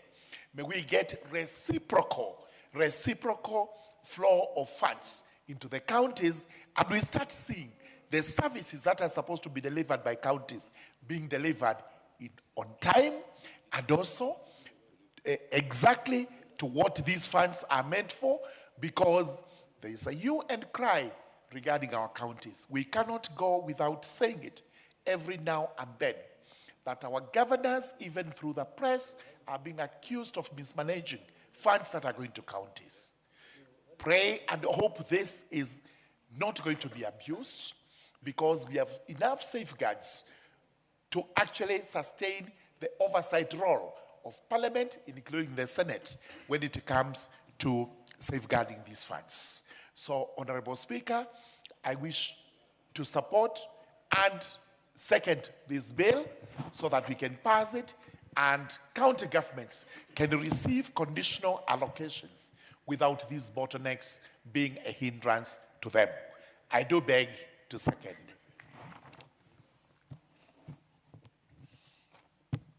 Honorable members, I now propose the question that the Public Finance Management Amendment Bill, National Assembly Bill number 17 of 2025, be now read a second time. Ndindi Nyoro. Thank you very much, Honorable Speaker, and I'm happy that Honorable Miri is actually still around from the previous debate, and I I can see her struggles. She's actually very lost. I don't even know whether Miri Odhiambo still recognizes Miri Odhiambo as her name. Such a great mind should not belong where she is. You know where you belong, Honorable Miri. Going to the debate, Honorable Speaker, it is good to align the management of our finances, and especially when we have different levels of government, because at the end of the day, the money that belongs to the country belongs to the people of Kenya. It doesn't matter where you are serving them from. In fact, even as we give the service to the people of Kenya as leaders in our various capacities, the people of Kenya never bother to know, and rightly so, whether it is national government or county government. The government must always work coherently to deliver quality service to the people of Kenya. And aligning in terms of how we spend public resources is of importance, so that we don't appear like we are acting in competition. There should always be coherence. But Honorable Speaker, because I don't wish to give many comments, one thing that we must be very aware of is that in the PFM Act, which is a robust act that we use in various ways in terms of management of our resources, it is important that we know it is not a book that exists only for convenience. Any kind of law that we make, including the PFM Act, Honorable Speaker, is usually there because there has been historical incidences.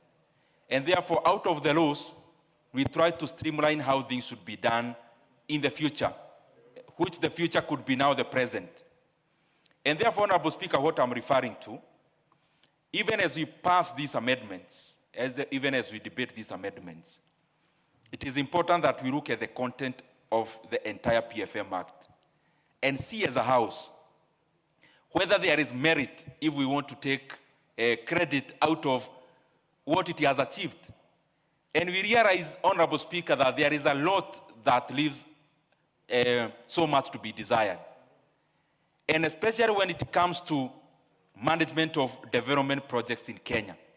It's very clear, Honorable Speaker, on what accounting officers should do in regards to development projects. That it does not serve the people of Kenya when we start allocating monies for new projects, when we have ongoing ones that are stalled. Honorable Speaker, even when we are building a classroom, because it's a very good case to understand how this is retrogressive for all of us. If you use CDF money to build a classroom up to rental, and you spend public money, and then you start another one, you do up to foundation, and then you do another one, a hall, up to fourth course, until the Kenyan people can get the utility out of the projects that we implement. All that is money that is lost, Honorable Speaker. Because the utility of the money is in the use. And the use of some of these projects is only when the utility of this project, is only in the use. If you do a road and you leave it without completion, then you start another one and another one, Honorable Speaker. This is something that we have to be very forthright on. And I believe even the Office of the Auditor General can be very keen in this kind of malfeasance in the management of public resources. The other thing, Honorable Speaker, we have passed laws on how to manage our debt in this parliament.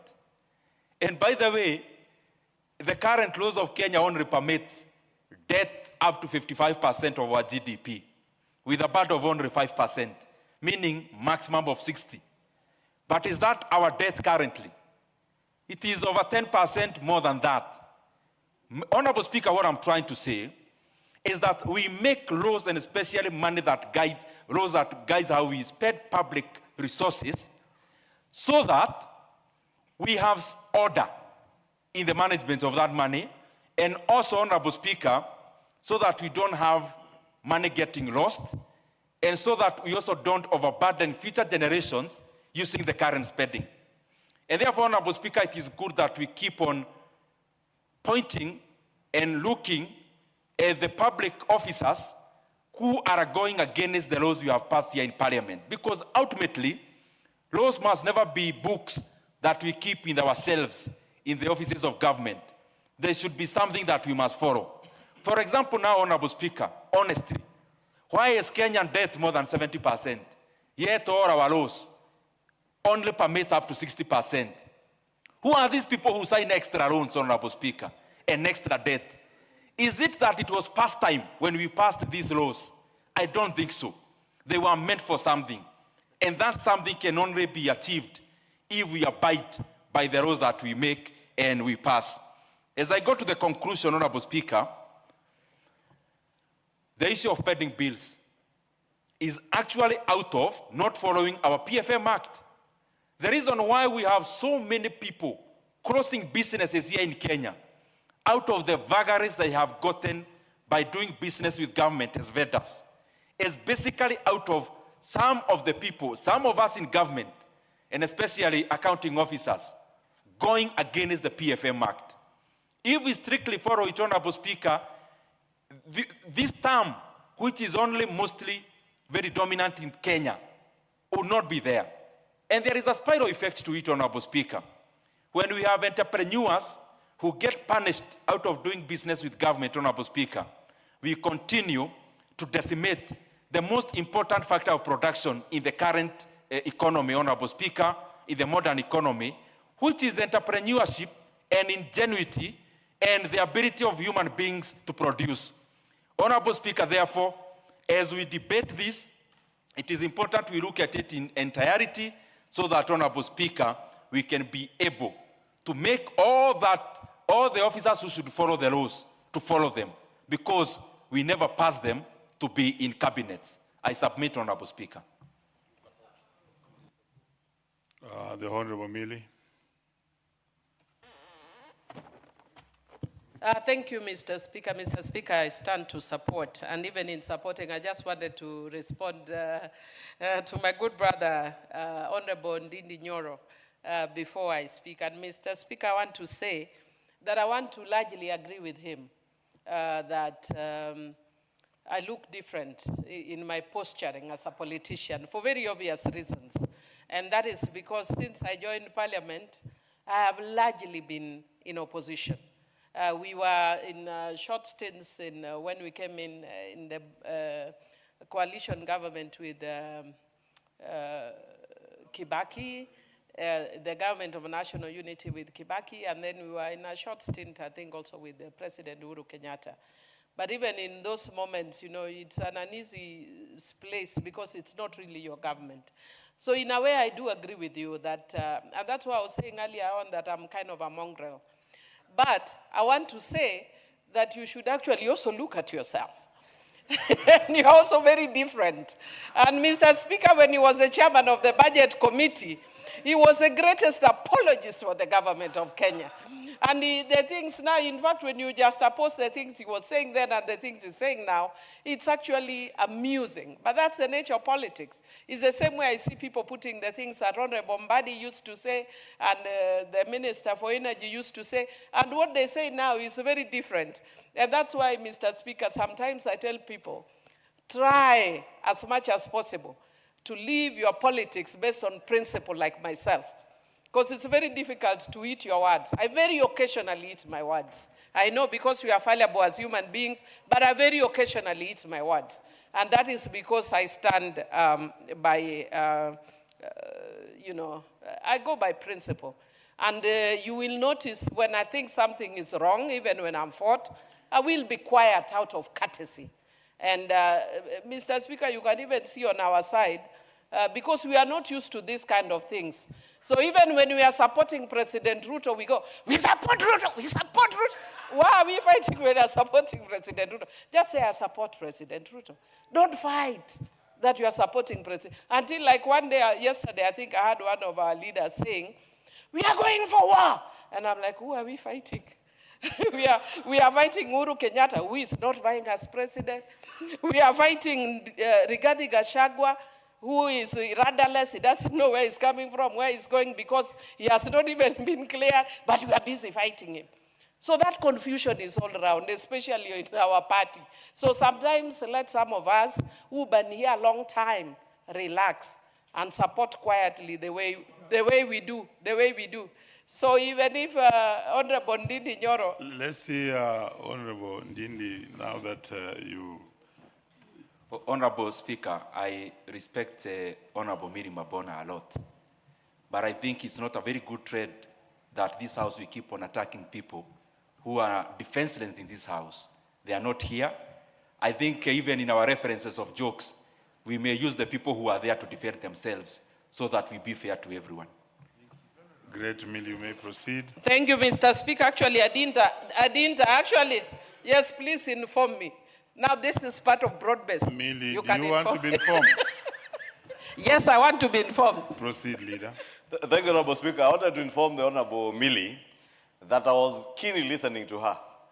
And she has not attacked anybody. In fact, she has only advised others. Yes. And you know, I don't know why people get jittery when they are advised. I have heard others, Honorable Speaker, in the recent few days, saying that, oh, Uhuru has since retired, but retirement should not mean that he's dumb, he cannot speak. But nobody has told Uhuru that he can't speak. Uhuru has every right to speak as the fourth president of the Republic of Kenya. What people have a problem with is a former president undermining another sitting president, and more so, attempting to use a community as his shield when he's doing what he's doing in undermining an administration. But we want the former president to speak. In fact, I'll be very happy to hear the former president speak and tell us what was happening in River Yala when bodies were being fished out of River Yala. I would want the former president, President Uhuru Kenyatta, to speak and tell us what was happening when our economy was captured and subsidies drained the entire economy, when we drained our foreign reserves to almost below $6 billion, Honorable Speaker. I would really want him to speak, and I want him to speak. So let us not be very quick to run to the defense of people who we want to speak, because there are things we want to hear them say. When bodies were being fished out of River Tana, when two young Indians who were working for William Ruto were brutally murdered at Nairobi police headquarters here, and their bodies dumped in their badeas, I would want to hear what the fourth president has to say on how those two young Indians lost their lives. We want Uhuru Kenyatta to speak. Therefore, Millie, I was just informing you that you have every right to ask people to speak. Thank you. Thank you. Thank you, Proceed, Mr. Millie. Speaker. Mr. Speaker, I hope that I'll be given time because information. No, proceed. Yes, Mr. Speaker. Mr. Speaker, I just want to thank Honorable Ichung'wah for his parliamentary and political skills, because he's purporting to inform me when he has actually informed Honorable Ndindi Nyoro. And I hope he has become very, very educated. Mr. Speaker said I support this bill. Let me go to the core of this matter. I know Parliament is very interesting at this time, and I can say that actually Honorable Ndindi Nyoro is doing excellent in opposition. And he was telling me quietly, Millie, I learned from you, and you are a good student. You are doing excellent in opposition. I'm of course still struggling on your side. I'll get there, but I'm still struggling. But you are doing well in opposition. Mr. Speaker, I wish to support this bill. And Honorable Kimani Ichung'wah has explained it very, very well. So I don't even need to go into details about what it is. But it's supposed to clear bureaucracy so our countries get money quickly. But Mr. Speaker, what I'd want us to say though, because I'll only speak to one issue. Mr. Speaker, I think as a house we are failing this country. And the reason why I'm saying we are failing this country, and especially as leadership, and I want to actually challenge my brother, Honorable Kimani Ichung'wah, and all those of us who sit in leadership, that we need to take this issue seriously. Mr. Speaker, if you actually look at the amount of money that goes to NGCDF, and you compare with the amount of money that goes to the county. Mr. Speaker, the other day I was doing calculation, and even if you remove the running costs, the money that goes to counties is almost 5 times the amount of money that goes to constituencies. And I would want to challenge everything. It's 10 times. Thanks for informing me, even though you are informing from your point of wherever, where you are seated. But Mr. Speaker, if it is 10 times, I would challenge every single member to go to your own county and compare village per village. Where, from the moment that we started this devolution to now, Mr. Speaker, it's embarrassing what's coming out of our counties. And we're actually killing devolution, which was a very good idea by our party leader, Raila Amolo Odinga. Would love his legacy to continue. And Mr. Speaker, I know that one of the reasons that Honorable Raila found CDF challenging is because I know he was disappointed at what was going on with devolution. So he was hoping that if he put in a lot more energy and strength with the counties, then it wouldn't actually deem devolution. I want to challenge our governors. What is your legacy? People will not remember us for the little things that we do, short-term things that we do. But what we leave that change lives, that transform lives. So with the money that we get, if in CDF we have 1 classroom, with the counties there should be 10 classrooms where there's 1 classroom. So why I'm saying that we are failing is because we are the house that should be providing standard setting and framework. We need to come up with a law that is similar to NGCDF, which is standard setting that controls how our governors spend money. Because right now it's free fall. People use the money the way they want. And even though we get back feedback from the auditors, nothing much is done. Very few people are arrested.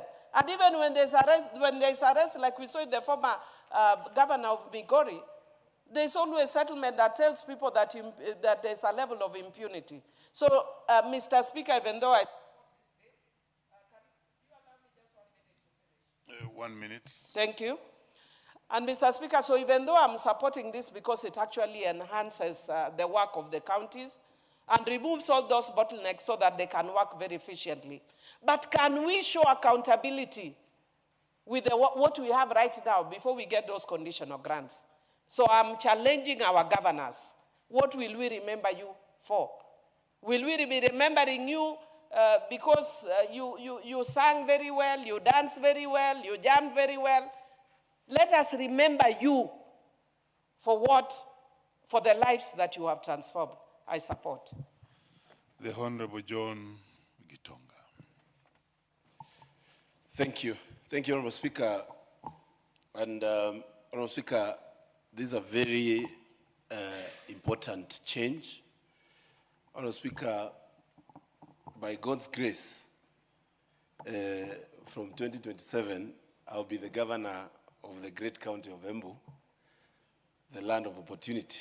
And Honorable Speaker, this amendment that ensures that resources that come to counties do not have a lot of bureaucracy and ensure that they get there in time to use, Honorable Speaker, it's an amendment, Honorable Speaker, that I've welcomed in both hands, Honorable Speaker. And Honorable Speaker, I agree with Millie, and when I become the governor of Embu, I will answer the question on where these monies have been going. Because, as you say from your side of view, I also observe the same, Honorable Speaker, that county governments, I was doing a simple calculation for Embu County, and it has received over 40 billion Kenya shillings, Honorable Speaker, which is actually, Honorable Speaker, I would say 10 times, as it has been mentioned, the NGCDF resources that go to the county of Embu. And, Honorable Speaker, you can walk miles before you notice a project from the county government of Embu, Honorable Speaker. Honorable Speaker, these conditional grants are among the resources that have transformed many of our counties. Many of the cab rolling that we have seen being done in our small towns, Honorable Speaker, is done through funding by World Bank. We have projects such as KISIP and KUSIP which, Honorable Speaker, are resources that come through the ministries. And, Honorable Speaker, you find that many of the counties have been blocked from getting these resources because of lack of very clear implementation plan. And, Honorable Speaker, this House must think about the fact that these resources come through the ministries and the procurement happen in the counties. And this brings a new question of oversight.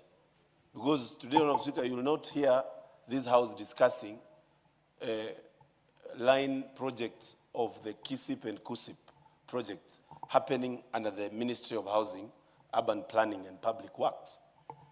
And, Honorable Speaker, while we are looking at quickening the way of resources getting to counties, there is also another important issue on ensuring that these resources are used in the right way and they get to benefit our people, Honorable Speaker.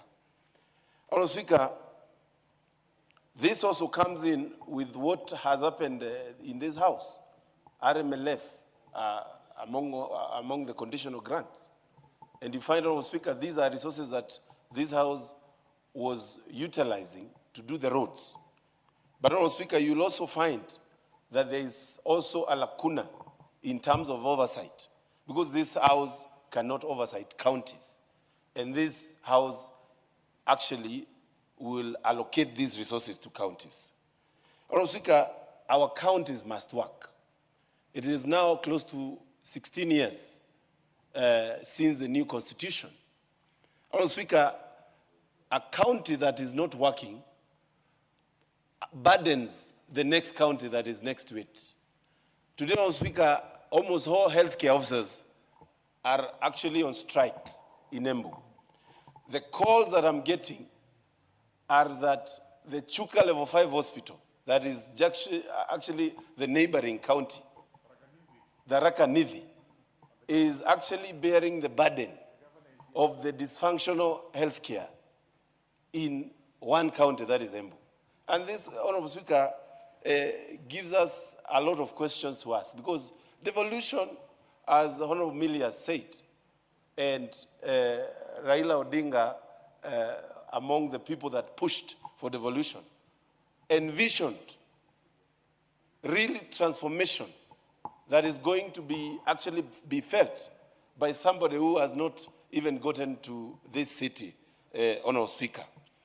Honorable Speaker, you find that even on the matters of pending bills, where you find crazy, nonsensical, unpaid pending bills, Honorable Speaker, is in our county government. And we have seen people committing suicide, people losing their lives and going to drugs. I saw the drama of one young man in Machakos County, Honorable Speaker, crying like a baby, saying, "Why are you not paying me? And I did the work." And Honorable Speaker, this actually is something that should disturb this National Assembly.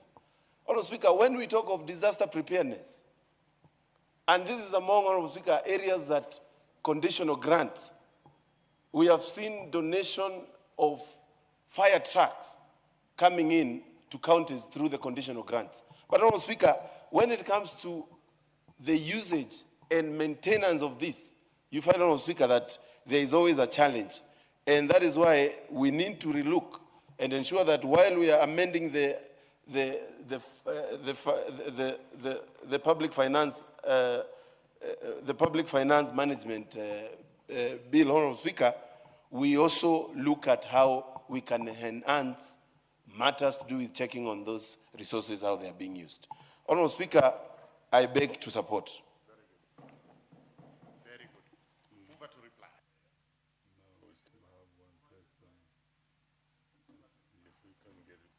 Very well, the Honorable Basil. There was a few minutes, Basil. Thank you, Speaker. I don't think I'll take too much time. So majority, I know this is a very critical bill that we need to pass.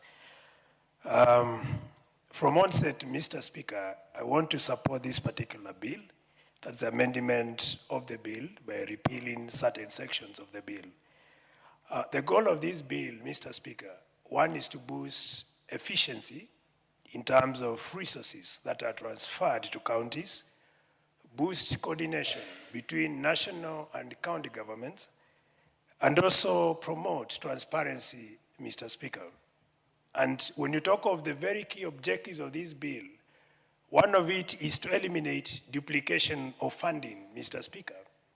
And when you eliminate duplication of funding, in principle, you are promoting accountability, particularly from the revenue that this country collects, as well as the money that taxpayers have been pumping to the devolved functions, Mr. Speaker.